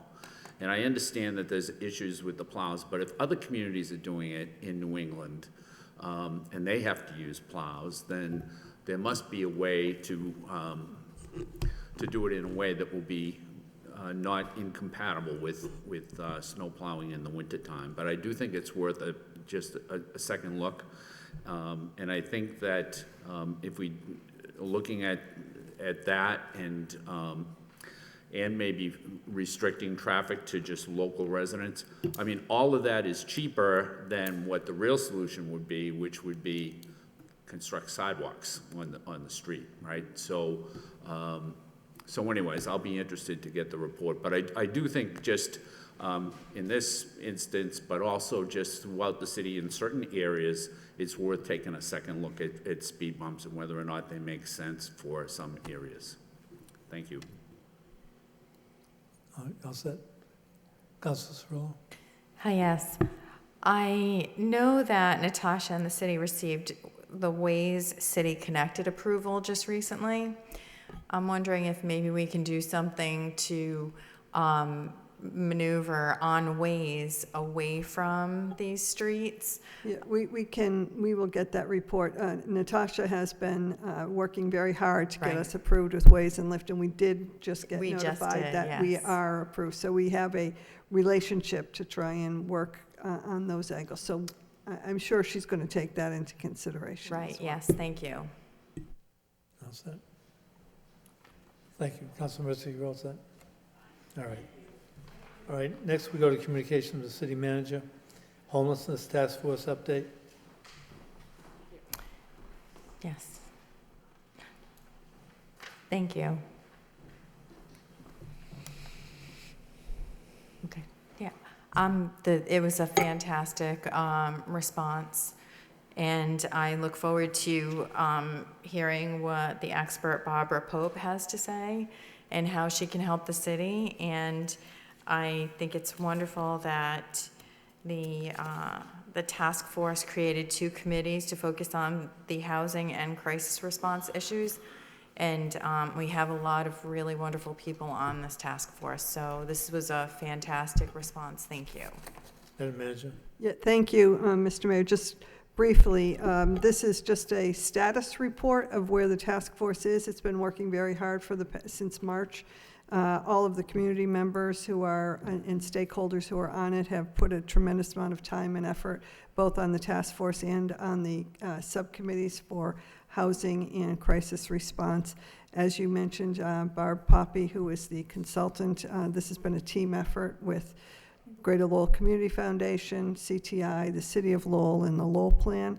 And I know Barb Poppy, and I believe everybody should have been invited, will be speaking at the Greater Lowell Community Foundation's event tomorrow evening about homelessness, and we do expect to have a report and action plan by the beginning of August. So we will certainly bring that full report back to the council, dealing with not just homelessness, but the sustainable housing, which is the critical part of this as we are learning. So the report in the packet gives you a status, but we will have a much more full report once this task force has formulated the action plan.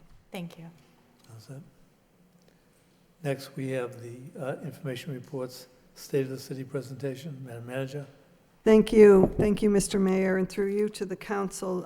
We did provide the council with a copy of a State of the City report, and I won't read every single line of the report. We did want you to have it, though, for your benefit to look at. But I did want to go over some of the, especially at this point in time, where I wasn't quite sure whether we'd reach it before we had the budget deliberation or after, but I think it's an appropriate point in time to discuss with the council where we are at this point, and where the city is going. And so the key points that I'd touch on: economic development and what are the pillars of economic development. Of course, the strong finances, public safety, our partnerships, and education. So let me just quickly go through some of these updates for you and for the folks at home as far as where is the city today. And I will just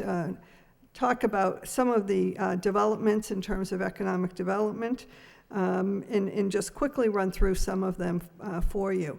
You know, with regard to the Hamilton Canal Innovation District, streets F and G, the infrastructure there is nearing completion, as well as the Signature Bridge.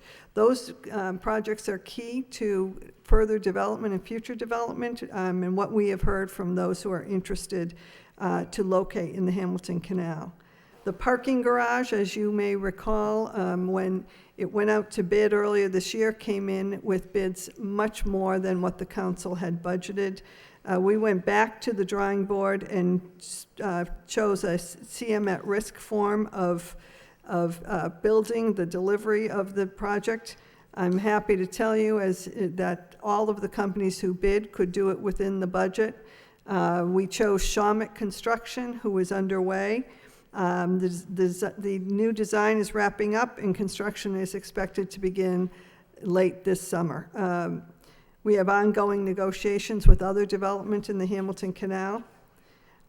We also, I did want to point out that the city this year has received over $8 million in combined grant funding from various sources: DPD programs, earmarks from the state, home programs, supportive housing, and the like. A couple of things to note: the Canalway Cultural District in downtown was designated one of the great neighborhoods in the USA for 2018 by American Planning Association. We've also experienced a renewed interest in the City Industrial Park for job growth, particularly from the Mass Life Science community. So we are in discussions with interested parties who are very interested in locating there. We dispersed $216,000 of earmarks secured via the state. Thank you to our representative, Senator, who is here. And the city also received the United States Conference of Mayors 2019 Partner America Small Business Friendly Community Award. We partnered with the LDFC to provide loans for 4 downtown businesses in startup growth phase. There are 9 new storefront businesses welcomed in downtown. So those are some of the highlights of what's been going on in terms of economic development. Let me quickly address infrastructure and energy. As we know, we spoke here at length, the Lord Overpass. It will be underway. Again, the very important corridor beautifying the link between Gallagher and the Hamilton Canal District in downtown. Construction is going to begin in September of this year, 2019, and that's going to run 36 to 40 months. Route 38, the project, this is a MassDOT project, $4.5 million. It's truly a highway safety improvement project. That project has been fully designed, and it too will begin in late summer 2019. We've installed as well rapid flashing beacons in neighborhoods to improve pedestrian safety in and around the city. Again, more earmark for Tanner Street, $250,000. Again, staying on the infrastructure and energy, the Tiger Bridges, we've completed the rehab of Merrimack Street over Merrimack Canal Bridge, and the other program that we wanted to bring you up to date on is the VO Ride program that continues to be very successful in the city. About a week ago, there were 8,660 rides over the past couple of months, and that's about 200 uses a day in the city, 1,730 miles ridden. When it comes to energy, the Community Choice Power Supply Program that we've been involved with has led to savings of over $1.1 million. And so those are some of the things that are going on with regard to the infrastructure and energy. I wanted to highlight a couple of things under quality of life. Obviously, we all know that the plastic bag ordinance passed here by the City Council has been implemented, and the intent is to reduce waste in the city and hopefully waste in our recycling. And I know we have our new member of the Sustainability Council, but hopefully the reduction in recycling and contamination, it may help us reduce our fees that we're paying for that. Our neighborhood liaison has been working very hard to connect with neighborhoods and also with teams throughout the city, enforcing zoning, stronger code enforcement, walking the neighborhoods. The neighborhood impact walks have begun and are working collaboratively across the neighborhoods. We have focused this past year on diversity and inclusion based on motions that the council has supported and encouraged. And this has been in all departments of our city staff. We established an internal working group, and that is to focus specifically on diversity and inclusion.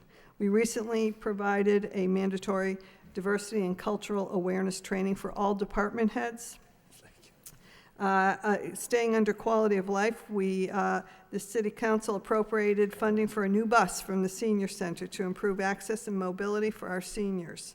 And last but not least, the initiative of pickleball courts. I don't want you to think that the city has forgotten about that, but they're in the process of being striped, and the vendor has been selected, and we're financing the contract as far as that goes. So we're looking forward, the 3 points when it comes to economic development, looking forward to preserve the assets of yesterday, to find solutions to the challenges of today, and to plan for the city of tomorrow.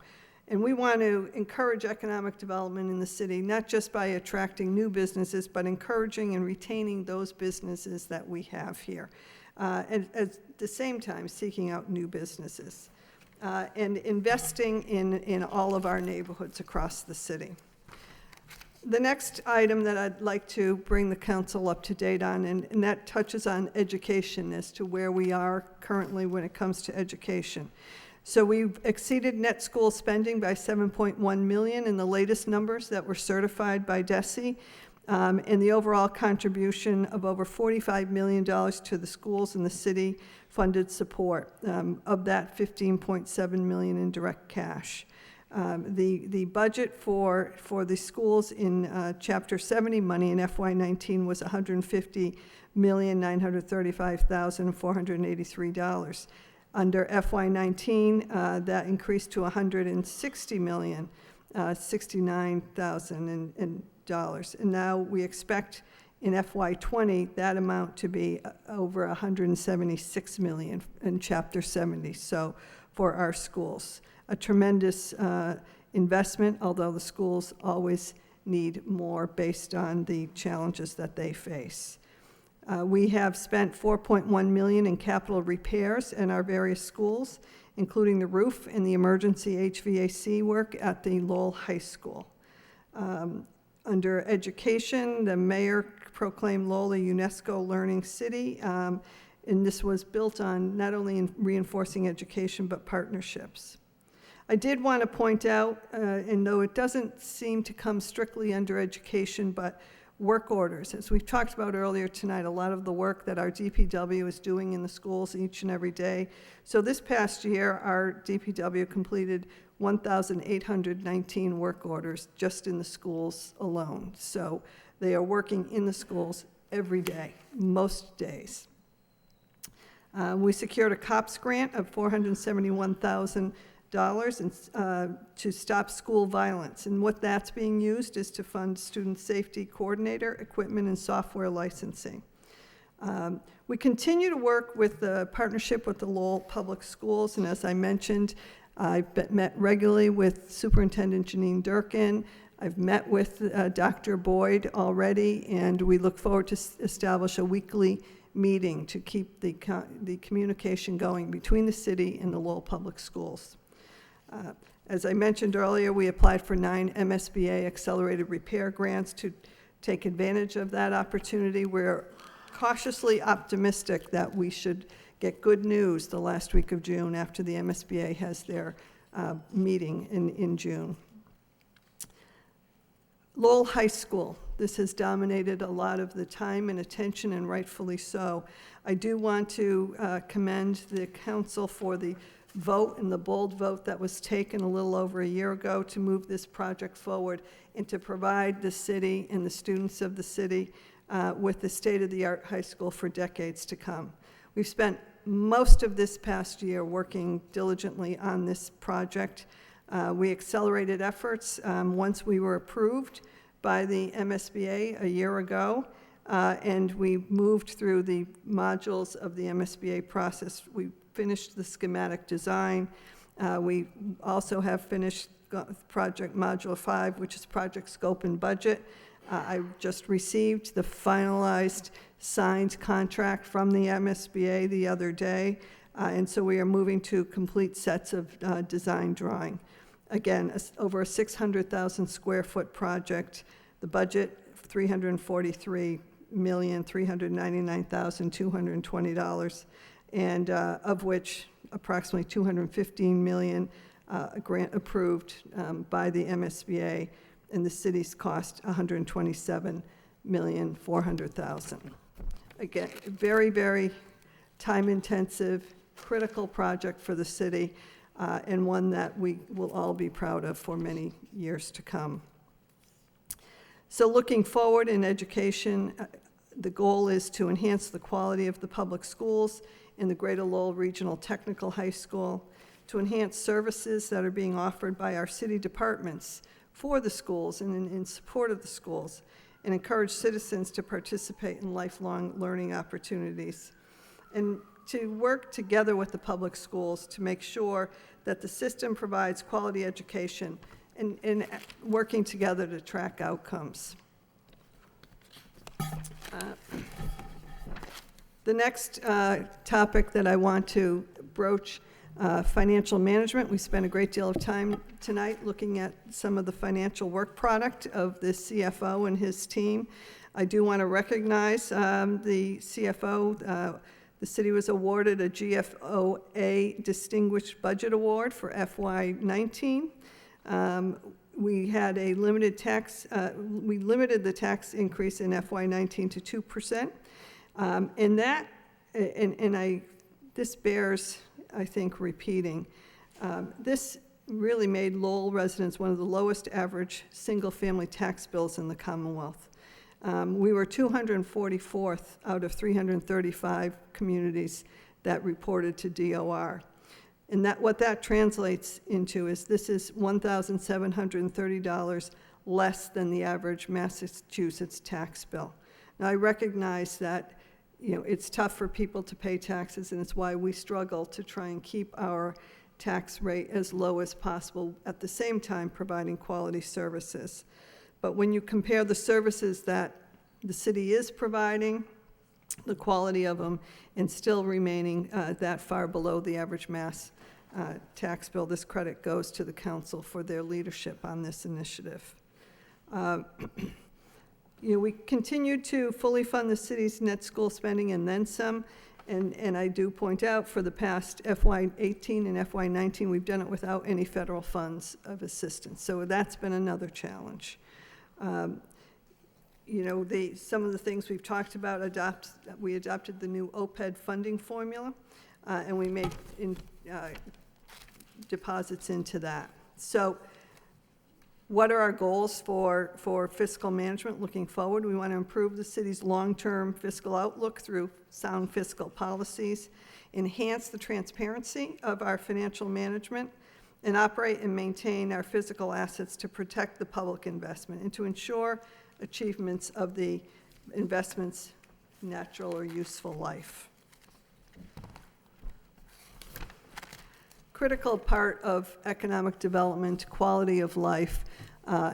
here in the city of Lowell is public safety. Without public safety, as we've talked about here many times, we would not have great success in other endeavors. I'm happy to announce that the new downtown Lowell Police Department substation is going to be open in the near future. It's under construction right now as we speak. It will be located on Central Street. It's going to be staffed with 17 officers, 2 commanding officers, and this will tremendously increase the presence of Lowell Police in the downtown, a benefit not just to businesses and residents, but for visitors coming into the downtown.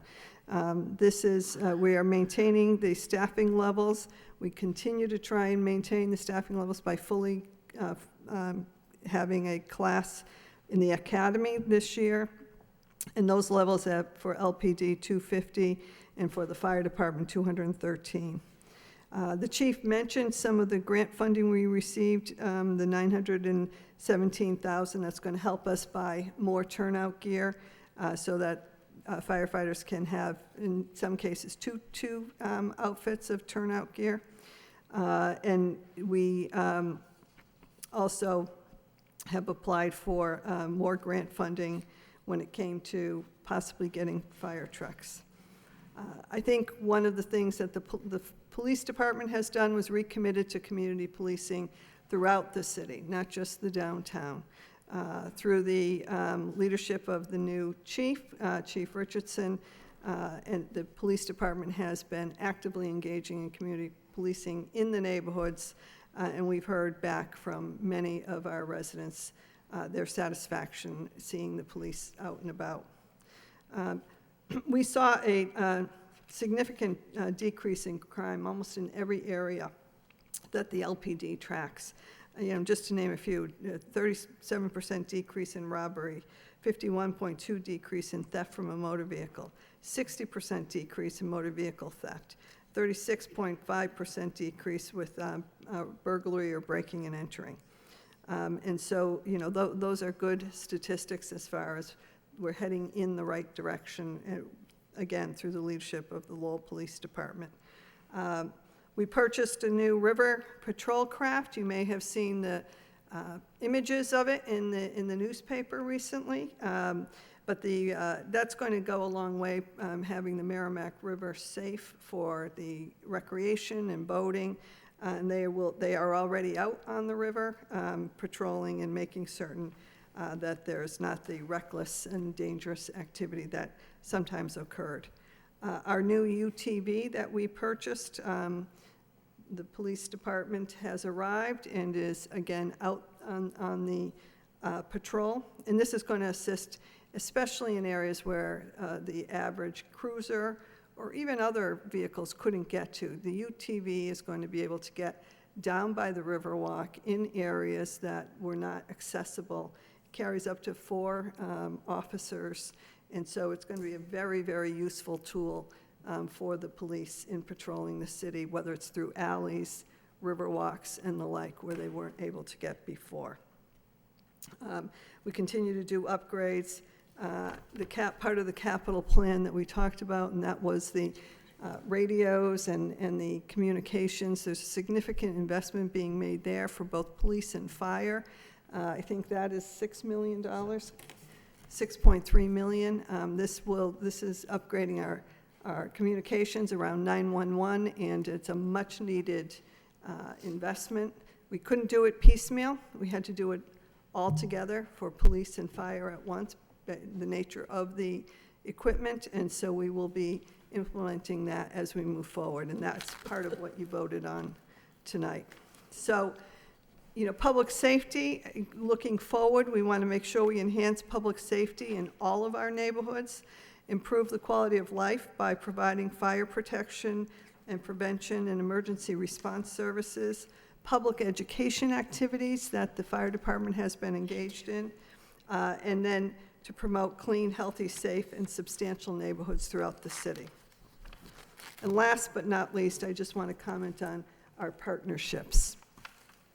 The close partnerships are a very important aspect of how Lowell is not only surviving but thriving as a community.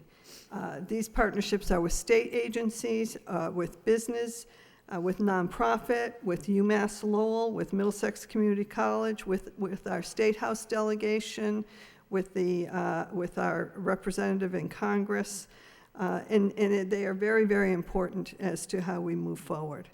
I want to cite the mayor's opioid epidemic task force for the collaborative effort and partnership that it brings and all the hard work bringing stakeholders together fighting the opioid epidemic. The task force that I mentioned earlier on homelessness and housing sustainability, again, partnerships all across the community, and they are working very hard together to a unified goal, addressing chronically homeless, which is plaguing not just our city, but communities across this country. As I mentioned, DPD continues to work with UMass Innovation Hub. Again, these partnerships, we take them for granted because they do it so well working together, but it doesn't always happen. It almost rarely happens that you see that type of working together. And so I wanted to cite 4 companies that this past year DPD and UMass worked to move them from the Innovation Hub, where they were working in an incubator sort of existence, to other locations, to their own permanent homes right here in Lowell. And those include Stitch DX, digital marketing firm, Horsepower Technologies, it's a high-tech firm, Invisaware, which is a wearable technology firm, and Cade Systems, which is artificial intelligence software. Those happened by partnering and by utilizing our other partnerships, including the LDFC, who assisted with loans, the state, who assisted with funding, and our own city pools of loans that they were all put together for each of these companies in order to keep them here and give them a permanent home. And so, having companies stay here and grow is working in our partnership with UMass Lowell. I want to cite a partnership that early stages looked very good. We saw it recently out at First Street when, as a result of council's motions, between our departments, Mass DEP, MassDOT, the Sheriff's Department, all came together to try and address an area that's been plagued with kind of neglect and abuse at First Street. And so we look forward to working together to make sure we clean that up. And I also wanted to recognize some of the other things that we're working on. The Sci-Fi Networks, we're finalizing contract there so that we will, through the contract, build out a fiber optic network in the city that's going to give the residents opportunity for other options when it comes to fiber. So those are some of the highlights of where we've gone and what we're working on over this past year or so. And I'd invite any questions. Councilor Kennedy? Thank you, Mr. Mayor. Maybe it's a question, maybe it's just looking for clarification, but earlier in your report, when you were talking about economic development, one of the things that you mentioned was that the Air Industrial Park had been, that there was some life science industry looking at that. What about the Hamilton Innovation District? Was that just an oversight that they didn't mention them? Is there a reason why that industry would look at air as opposed to the Hamilton Canal? Yeah, and I did have a line, I maybe skipped over, but I did have a line. We do have ongoing discussions in the Hamilton Canal District as well. With life companies. science industry? Not as much life science. The life science interest is a much larger footprint that they're looking for. It doesn't fit into the Hamilton Canal District. It's more manufacturing. Right. And in a much more significant scope. Okay.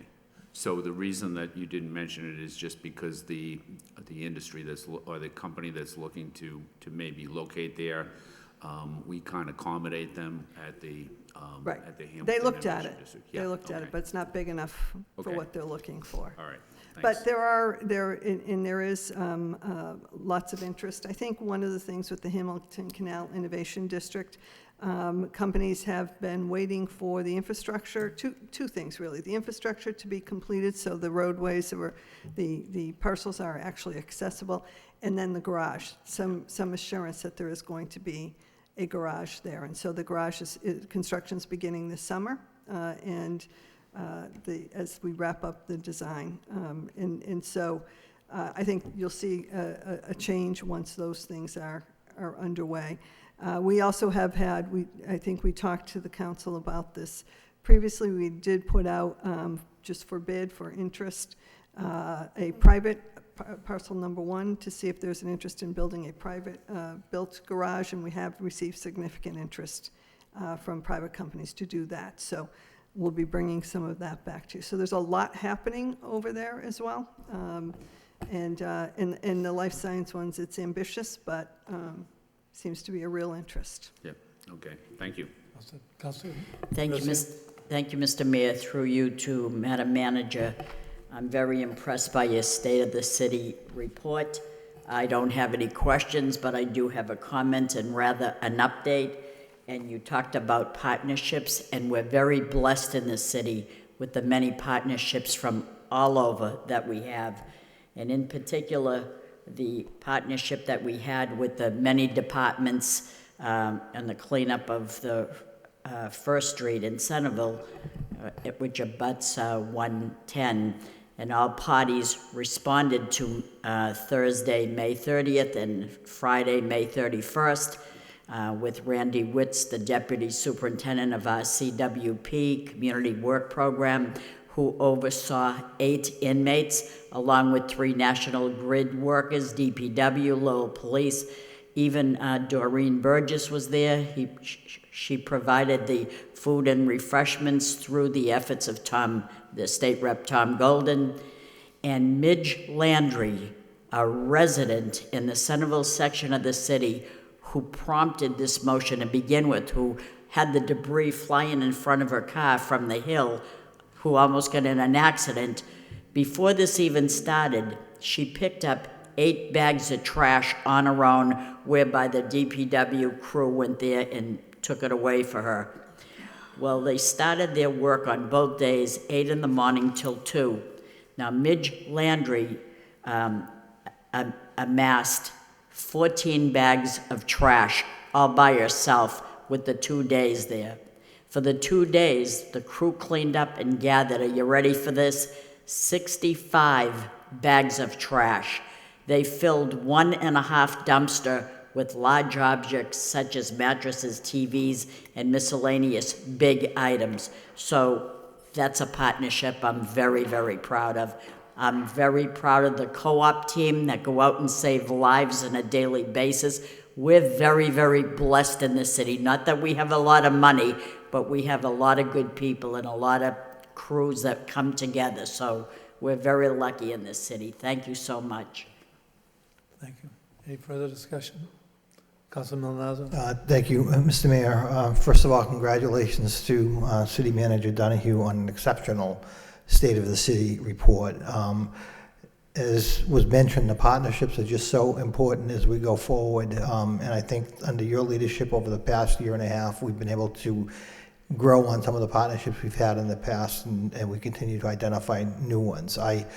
My only concern is that the State of the City report was so exceptional that I don't want it to get lost in the budget process this evening. So I think that if you wanted to, hold it over for further discussion. I mean, I personally remember when city managers have given the State of the City from the podium and had really 1 or 2 other items on the agenda. And this State of the City, in my opinion, was much more comprehensive and inclusive than what we've heard before.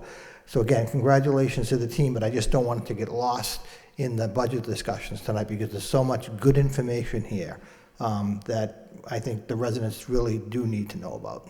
Thank you. Thank you, Counselor. We thought about having it on a light agenda night, but that just hasn't really ever happened. You're right. Any further discussion? No, I want to thank the manager because this is something that we need, and is this going to be on the website, Madam Manager? Yeah, we can put it on the website, Mr. Mayor, if, I think it has Yeah. to. And I don't know, but maybe there's a possibility of breaking some of this down and bringing it out to the neighborhoods also. yeah, we Electrical work, can but- certainly make that available. It's to give people an idea of where we stand today and what's in process. I think there's sometimes so many things going on, it's hard to focus on all of it, so. But I mean, you've put it in print. I mean, it's terrific. Thank you very much. Anything else? Mr. Mayor. Yes. Councilor Noon? If I may, thank you, Mr. Mayor. I think I concur with Councilor Malinazzo. It is very comprehensive, a lot of work put into it, and you have done a lot of work on this in terms of partnership and working with other entities, private or non-private, and that's important in a city like Lowell. You know, we pray ourselves all that, you know, the strength of our city is the diversity and the partnership that we have had with people across the board, private and nonprofit. So I agree with you, Mayor, that, you know, maybe we take this to the neighborhood meeting so that neighborhood and nonprofit organization know what, you know, the city have done, you know, thus far, the work that the manager and her team have done. So I would suggest that we do take it a step further. And I think it's true that it might have lost on this budget thing because it's, what is it, 9 o'clock, almost 9:30? And, you know, some just probably tune in and said, you know, I'll listen to it later, but missed this very important stated procedure address by you. So if there's a way we can just recap it and bring it out to the community, we should do it. Thank you. Thank you. Councilor Kennedy? But why don't we just put it on the website? That's probably a good thing to do. I don't know that we need a motion to do that. I think everybody's in general agreement that that would be a good idea for everybody. So if we can do that, that's... We don't want to create more work, but the thing is, there's a lot of good information that the public really has to look at and review. Right. Any other suggestions? Okay, thank you. Madam Manager, then you have capital plan presentation.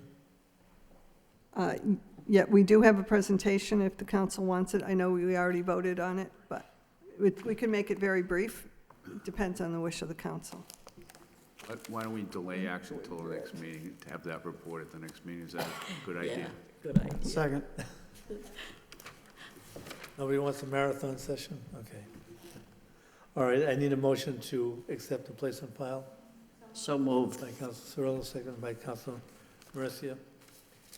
Okay, next we have communication, reappoint Philip Shea to Lowell Housing. Need a motion to adopt. So moved. By Councilor Mercia, seconded by Councilor Elliott. Roll call. Council Noon. Yes. Mayor Samaras. Yes. Council Cirillo. Yes. Council Conway. Council Elliott. Yes. Council Kennedy. Yes. Council Leahy. Yes. Council Mercia. Yes. Council Milonazo. Yes. 8 yeas. Next, we have communication, city manager requests out-of-state travel for a member of Lowell Police Department, a member of MIS. I need a motion to adopt. So moved. By Councilor Cirillo, second by Councilor Noon. Roll call. Council Noon. Yes. Mayor Samaras. Yes. Council Cirillo. Yes. Council Conway. Council Elliott. Yes. Council Kennedy. Yes. Council Leahy. Yes. Council Mercia. Yes. Council Milonazo. Yes. 9 yeas. Okay. Next, we have votes from the city manager. Vote to endorse fiscal 20 to fiscal 24 capital plan and waive the full reading, second reading by title. Authorize the endorsement of the fiscal year 2020, fiscal year 2024 proposal capital improvement plan. I need a motion to adopt by Councilor Elliott, second by Councilor Cirillo. Any discussion? Roll call. Council Noon. Yes. Mayor Samaras. Yes. Council Cirillo. Yes. Council Conway. Yes. Council Elliott. Yes. Council Kennedy. Yes. Council Leahy. Yes. Council Mercia. Yes. Council Milonazo. 9 yeas. Included. Yeah. Next, we have vote to accept a gift of $1,000 from Circle Health, Lowell General Hospital to the Health Department. Waive the full reading, second reading by title. Authorize the city manager on behalf of the city of Lowell to accept a gift made to the city of Lowell Health Department. I need a motion to adopt. So By moved. Councilor Elliott, second by Councilor Cirillo, roll call. Counsel Noon. Yes. Mayor Samaras. Yes. Counsel Cirillo. Yes. Counsel Conway. Yes. Counsel Elliott. Yes. Counsel Kennedy. Yes. Counsel Leahy. Yes. Counsel Mercia. Yes. Counsel Milonazo. Yes. 9 yeas. Next, we have a vote to authorize the city manager to execute a license agreement, Powerhouse Juice LLC, 120 Merrimack Street, sidewalk setting. Waive the full reading, second reading by title. Authorize the city manager to execute a license agreement between the City of Lowell City and Powerhouse Juice LLC for use of portions of city property adjacent to the premises at 120 Merrimack Street, Lowell, for the purpose of sidewalk seating. I need a motion to adopt So moved. by Councilor Cirillo, second by Councilor Conway. Roll call. Counsel Noon. Yes. Mayor Samaras. Yes. Counsel Cirillo. Yes. Counsel Conway. Yes. Counsel Elliott. Yes. Counsel Kennedy. Yes. Counsel Leahy. Yes. Counsel Mercia. Yes. Counsel Milonazo. Yes. That's 9 yeas. Next, we have petitions, claims, property damage, motion to refer to Law Department for report and recommendation. So moved. Councilor Noon, second by Councilor Cirillo. Next, we have National Grid, all right?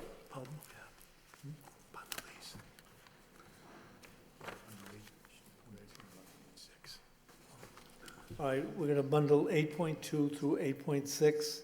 Need a motion to? So moved. So moved. Councilor Noon, second by Councilor Cirillo. I don't know these guys. These are just the first time. Okay. You don't have to read them all, Bill. You just put the motion to refer them to June 25th. Okay, right now, I just need a motion to refer this to public hearing on June 25th, 2019 at 7 PM. So moved. Seconded. By Councilor Kennedy, second by Councilor Conway. Yeah, I don't know. I don't know which one they're on, but. Which one are you on?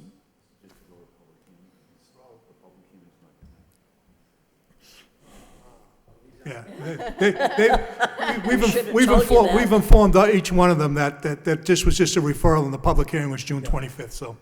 Okay. All right. All set? Mr. Mayor, Yes. if I could just make a quick point about the 8.6, the wave guide, the request installation of cell antenna at the Pawtucket Street Bridge. I know it needs a public hearing, but I just want to make sure that the historic board or whoever needs to take a look at this is involved in it from the get-go. Because again, I don't know how a cell antenna over the northern canal will actually look. It may look fine, it may be fine, but I just want to, for the record, just say we should have the appropriate historic folks look at it. Thanks. Thank you. Yeah, Your Honor, Yes. one thing through you to the manager. With these requests from National Grid again, I called up about a double pole over on Middlesex Street. I think it was 1031. There was another pole put in to support the other pole, whatever. Again, it's been there for over a year, but the damage that they did to the sidewalk, you know, people are tripping on it now. The mailman fell the other day, neighbors have fallen, so I gave it to Shauna. But again, you know, the double poles are adding up again, and it's excuse after excuse, but it's becoming a mess again, so, thank you. Okay, Councilor Elliott, you all set? I was just gonna ask, who keeps an inventory of all these antennas that are going up on the poles? I'm hoping that we do. To me, they're starting to become a little bit of a, I know we all need communication, but it seems like we have this company coming in and that company coming in, and they're starting to go up all over the place. Is there, someone keep track of that? We'll Ms. find Mayor? out. We'll find out if there is an inventory. I mean, there should be, Yeah. but we'll see if. Okay, thank you. All set? Okay, we're all set then. Yep. All right, next, city council motions. First one by 9.2. Councilor Conway requests city manager meet with the city solicitor to develop a process to release the minutes of executive sessions for the litigation of the lawsuit of Hoot et al. Versus City of Lowell. In addition, include any documents, communication, notes, or other writings, permits, and negotiations. Second by Councilor Cirillo. Councilor Conway? Yes, thank you. Just very briefly, I think the motion speaks for itself, and I think it's important that we develop a plan that when all this information can be released, legally and inappropriately. Thank you. Further discussion? Councilor Milazzo? My other comment, and again, I'm not looking to bring what's going on in Congress into the city council chambers, but at the end of the day, I think what Mr. Conway's asking for is that what we can legally bring forward as a result of open meeting, and again, it may not be other writings or notes taken by people involved in this. So again, I agree with the transparency aspect of the motion, but at the end of the day, we still fall within certain laws that we have to adhere to. Thank you. Madam Solicitor? Mayor. Madam Solicitor? Go ahead. Councilor Mr. Conway? Mayor, I think I made that clear that when it would be appropriate, obviously legally. I'm not saying release the information prior to when it's supposed to be released or the availability of it. So again, following the rules and regulations and the law, I think it's just appropriate that we make sure that we have some type of time frame, perhaps, because I think the public has asked. I know that a number of times people have mentioned that. So again, it's just to come up with some type of a time frame. Thank you. The City Solicitor? Sure, just as a quick reminder, we're still waiting to hear back from the court, and so until it's formally approved, we won't be in a position to really do anything, but just so that that's sort of not so much for the council, but even out for the public, that we're not in a position to do that yet. All set. Thank you. Next, Councilor Kennedy requires city manager provide city council with citywide yard waste pickup schedule for the summer months. Seconded. Second by Councilor Cirillo. Thank you, Mr. Mayor.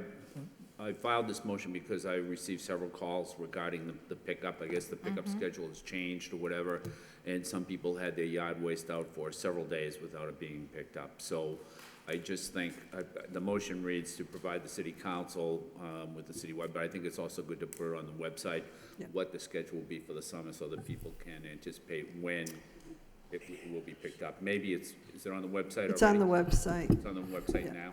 Okay. Well, still, it would be good if the council got a schedule of just, of when that's going to happen. Yeah, and we will obviously give you the report, put it on the website, and just so the public at home knows, we received calls as well. As you recall, we entered a new contract at the beginning of this year, and the waste management contract, both for the trash, for recycling, and for yard waste. As we've talked about many times, the price went up dramatically, certainly along the recycling. It's an increase of some $700,000. One of the issues we discussed when we were negotiating the contract was where can we achieve any type of savings. And one of the things that Waste Management suggested to us was that many communities year-round have yard waste every other week. But what they told us here in the city of Lowell, that the summer months, when they run trucks, most of the time it's half-empty trucks when they run a full run every week. There's a big demand in the spring, and there's a big demand in the fall with, yard cleanup. But in the summer, they said, they're not filling the trucks. So one of the options that we talked about in the contract and when we presented it, but I realized it was when the snow was flying and people weren't paying, perhaps paying attention, was going to this every other week during the months of June, July, and August and September, and then the first week of October 7th, going every week for picking up leaves. I think but it's a change, and people were not, it was put out on the website, it was put out on the app that people have. I know Gunther had, when he was here, was telling people and was going to groups talking about the change, but it's still a challenge to get it out to everyone. So that is the schedule. Right now, it's every other week, and I think the easier way for people to remember it is every week is trash, 1 week is recycling, and that is every other week. And The other week is your yard waste.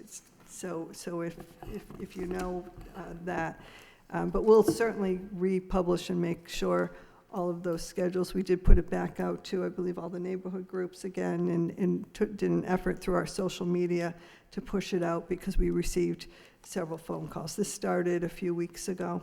Right, and I think that as long as people have a schedule and know when to put it out, that it probably will be okay. Right. But I do think that we have to remember that even if the trucks are just half full, that there are some properties in the city where they've got no place to put that stuff, because maybe there's properties all around them, so they really have nothing. It isn't like in the suburbs where maybe you abut a wooded area, and so you would have a place to dump yard waste. You don't really have that in some neighborhoods within the city, so. But we'll get a full report. Thank you. Councilor Elliott? Well, I was just going to suggest that we take up 9.7. There's a similar motion that I filed, considering we're discussing it, and we're into discussion anyway, so I don't mind just continuing with A motion to evaluate weekly yard waste pickups. Well, I think, yeah, so the motion was to have the city manager evaluate weekly yard pickup during July and August. I concur with Council Kennedy that we all received a fair amount of phone calls, and there are some sections of the city, there's no place to put it in to let grass clippings or essentially grass clippings sit for 2 weeks. It becomes, well, it becomes I think a public health issue, or certainly an odor issue. So, is there any way for us to determine? I mean, myself, I mulch, so, but many of my neighbors don't. Can you let us know exactly, those areas that may have trucks? I understand it, and considering we're absorbing $700,000 in this new contract, I don't want to add another penny to it, but there are some folks that are, they do it on a weekly basis, and leaving it out on the curb or wherever it is for a couple of weeks is a little bit much for them. I mean, this is, there is a cost savings, obviously, by doing it every other week, and that was, as I said, based on what our contractor told us. Most communities do it every other week in terms of yard waste, but we were trying it in the summer months. We can certainly reassess it after the first year and see. I mean, we'd have to amend the contract and add more money back into the contract. As simple as that, but well, it's not simple, but that's what would be required. So we can certainly, assess it as we go through this season and determine, in terms of the cost savings. I will say, I think the calls have kind of dropped off because in the beginning, people are calling saying they missed my pickup, and that's natural if they weren't aware that it was every other week. So, but we're going to continue to monitor it and do our best to put out, what the schedule is everywhere. And maybe as we move forward, we look at those very densely populated neighborhoods and those routes where the trucks are not half empty, and maybe include that as part of. Yeah, we'll look at we'll look at that. And I think in even in short term, Waste Management can tell us on this every other week schedule, are they seeing an overcapacity, of their trucks in certain areas? So we're going to continue to get information from them as we go through this new phase in terms of those summer months. But according to what they told us, that the spring cleanup is a big time for yards, as well as the fall cleanup, and people tend to have a lot of yard waste in those months. And in the summer, the grass isn't growing quite as much. I think one of the impacts we had here, not only was it the first a new program, but we had a very rainy spring, and a lot of people didn't get out. Both April and May, when maybe they normally would be doing yard cleanup. Some of it went very late, and they're just getting out there now because it was just raining all the time, or every weekend it rained, so the time they would have cleaned. So, it could be because of the weather. We had more of a buildup of yard waste, even late into May than normal. I don't know, but that could be one explanation, so. But we will continue to monitor it and report back to the council as to what we're hearing from Waste Management and from the residents. All set? We have Councilor Mercia, Councilor Leahy, Councilor Noon, Councilor Conway. Thank you. Councilor Mercia. Thank you, Mr. Mayor. I received many calls regarding the yard waste pickup and the policy that was rolled out without adequate notification. We got to admit it. People were outraged when they talked to me, and rightfully so. I don't think we were adequately informed. The trash calendar didn't mention it. It was not in the newspaper. Yard waste is decaying, and my streets smell like a landfill. Decaying grass is not a very pleasant smell. And I, as a city councilor, I can't speak for the rest, but I did not remember this policy was starting May 20th. I did not even know that. And I put my yard waste out as well. I had 3 barrels that just stayed there for 2 weeks. It got picked up today about 5 o'clock.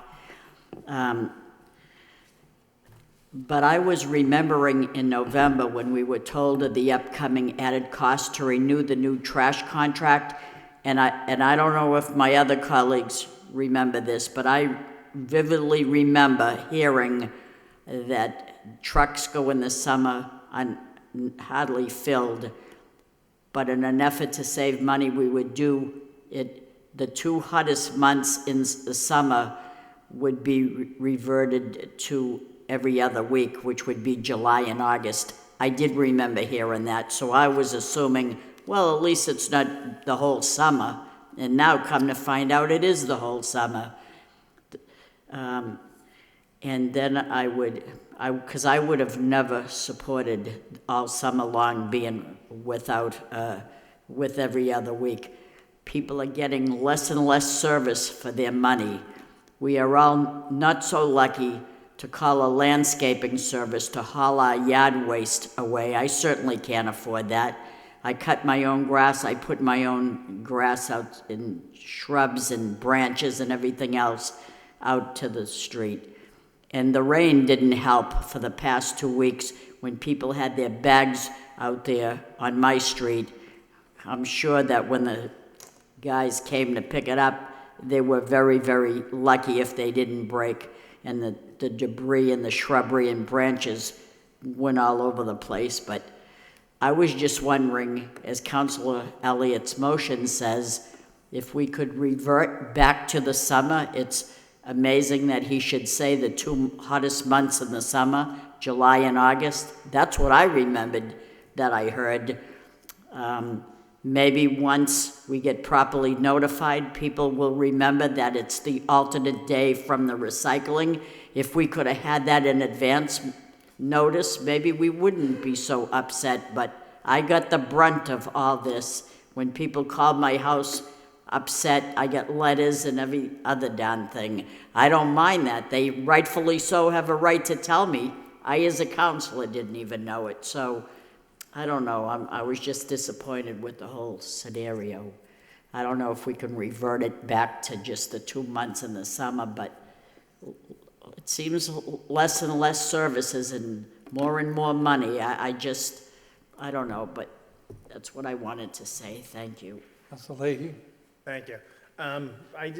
My only question was, when they came up with the summer months for you to consider, May 20th to October, that they kind of really widen the summer, so maybe even if we just tweaked it to the first week of June, you know what I mean? Because like you said, we got all that rain, your grass is still growing, so even if they could all, maybe they would give you 3 or 4 weeks back for the same price if we. Well, I think they'll do what we negotiate, but there will be cost.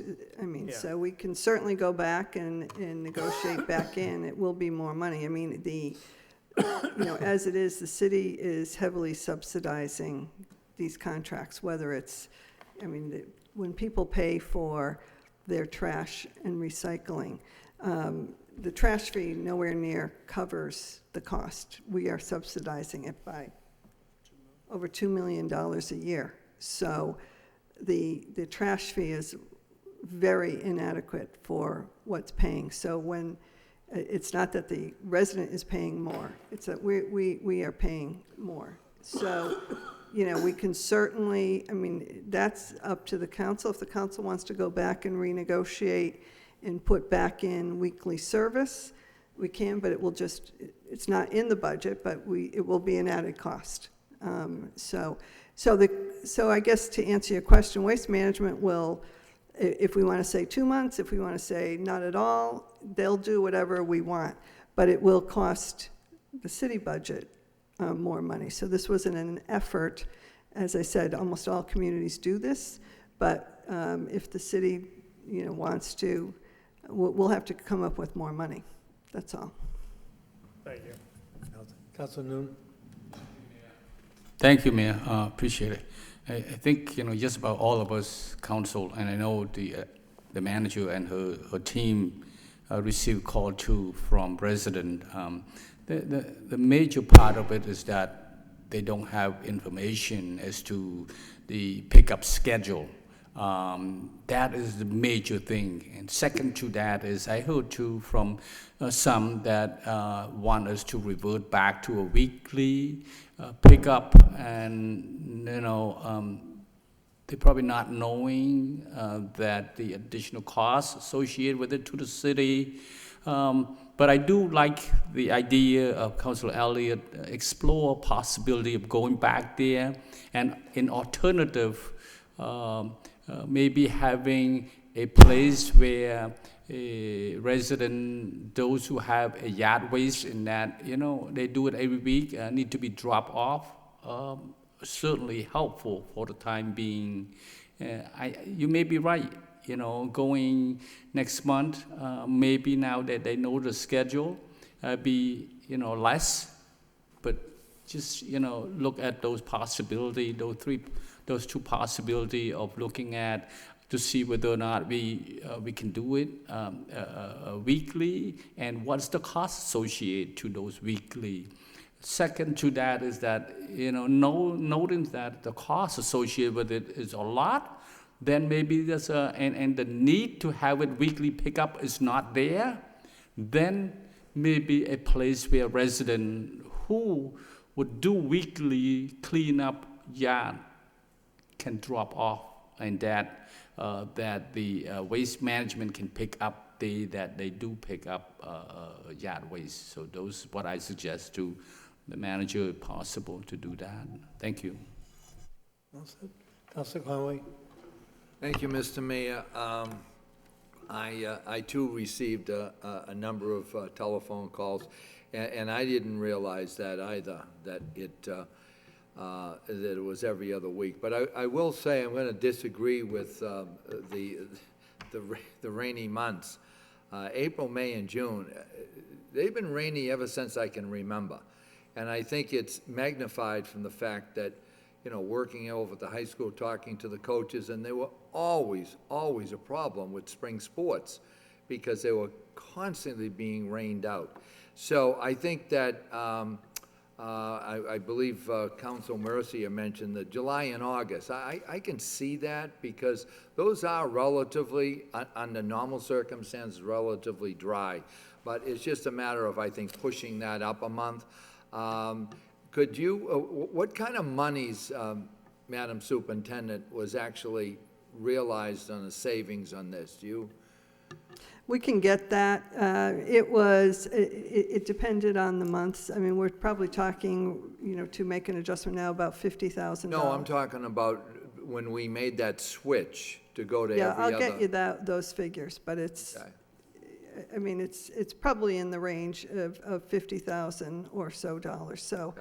All right. You know, a position, you know, I mean, so we're, again, if the desire of the council is to add back in, we can go back to Waste Management, negotiate with them. As I'm saying, it's just going to cost more. No, and I realize that, you know, here we are been talking about the budget and trying to, you know, it's a lean budget, and there's not a lot of money floating around, and I can, you know, I applaud you and your team trying to find out ways of saving some money. But again, you know, maybe the compromise is to push that up to July and August, because I Yeah, we really can come back with, you know, we can ask Waste Management with a couple of different price structures, and come back and. Because I think, again, what was, you know, I know that I put the grass clippings in bags, and it rained every other day, and they were, needless to say, they fell apart.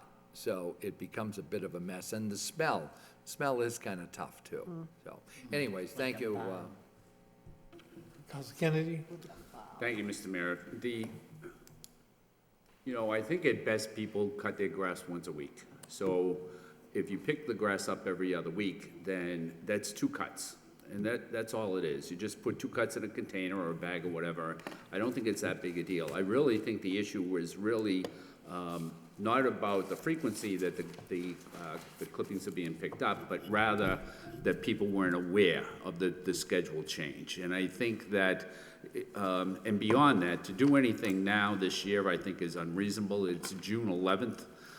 By the time we were able to switch over to pick it up every week during June and get the word out to people, we'd be in July and back to and so we'd be going through the whole thing again. So I think we're probably best just to get the word out, leave things the way they are for now, and maybe reevaluate it in September, and see how it is then. But I really don't think it's that outrageous that we're picking up yard waste every other week rather than every week, at a cost savings of maybe $700,000 or so. Thank you. Any further discussion? Thank you. Yeah. Yes, Councilor. I don't agree with what he said, I don't. I get 3 barrels every week. I cut my grass every week. I have to do it every other week. I can do that. It isn't just my grass. I trim my hedges, I trim the trees, I trim the bushes. I do a lot of work around my property. I don't have the luxury of having a landscaper come and do it. I happen to enjoy it. It's my physical, mental therapy, and I enjoy it. So you can speak what you believe in, but you're not at my house, so it's different there. Any further discussion? Okay. I had a person that called my house and had 8 barrels in front of his house, combination of barrels and bags, 8 of them. And he said, "How long am I going to leave this here?" I said, "I don't know." So, you know, I could have said, "Well, how did you get 8 bags?" But he had 8 bags. All right. Thank you. Next, we have by Councilor Mercia. Request City Manager have proper department install no loitering, no trespassing. Police take notice sign on city-owned property at 20 Favor Street. I need a second by Councilor Elliott. Councilor Mercia. Thank you, Mr. Mayor. The motion speaks for itself. The police have no teeth with that building because there are no signs, and it's just, I can't even begin to explain what we see in the DPW working across the street in the South Common, see what's going on there. It would be, I just can't even tell you, but we need these signs to give teeth to the police department. Thank you. Thank you. Next, we have Councilor Cirillo. Request City Manager have proper department help the Lowell Canal Waters cleaners find a place for compostable yard waste and also pick up day-to-day debris that the volunteers pick up out of the canals. Need a second by Councilor Kennedy. Councilor Cirillo. Yes, the Lowell Canal water cleaners, they're doing the city a wonderful service by cleaning the canals, and I'm just asking for possibly someone from the proper department to just work with them in their efforts. Thanks. Okay.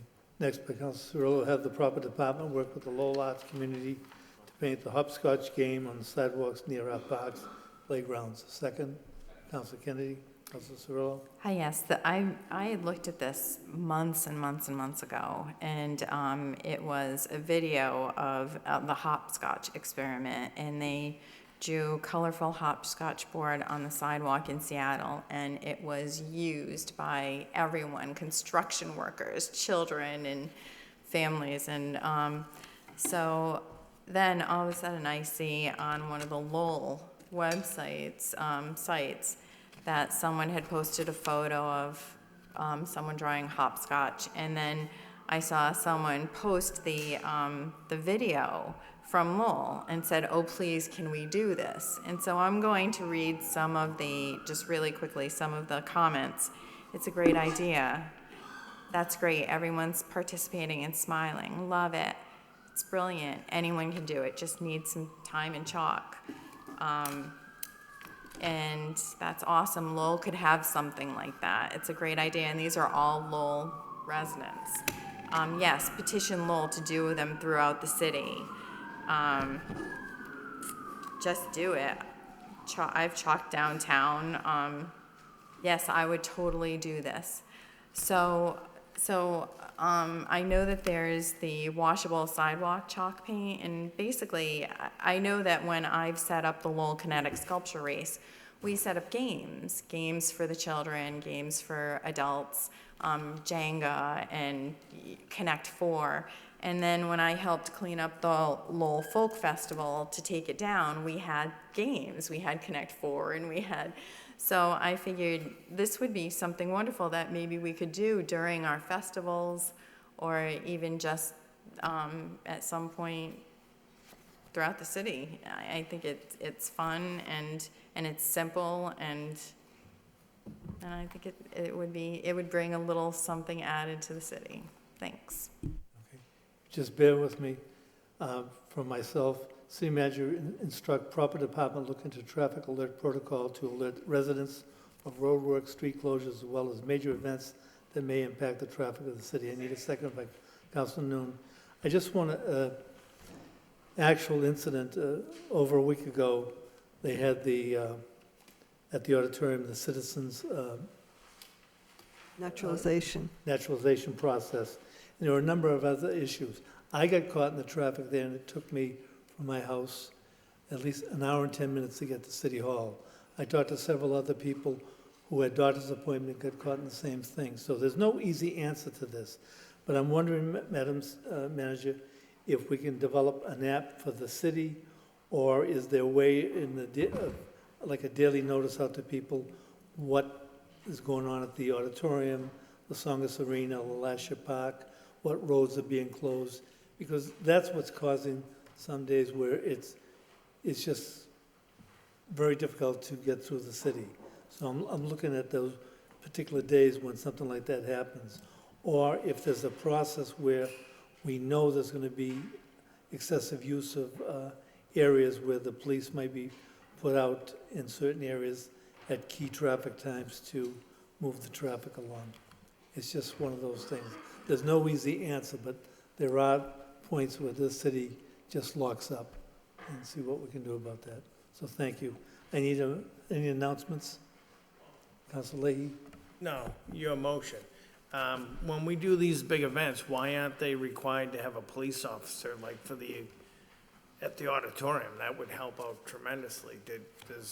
I thought there's gotta be a policy if you're holding a big event like that. Aren't you required to have?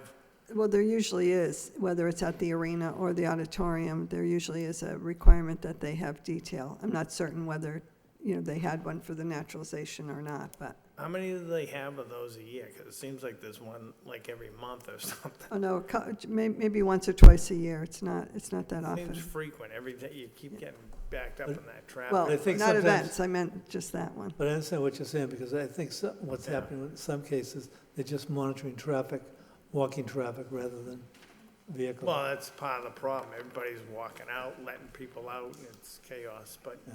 okay, thank you. Motion to adjourn? Yep. By Councilor Cirillo, second by Councilor Noon. Good night.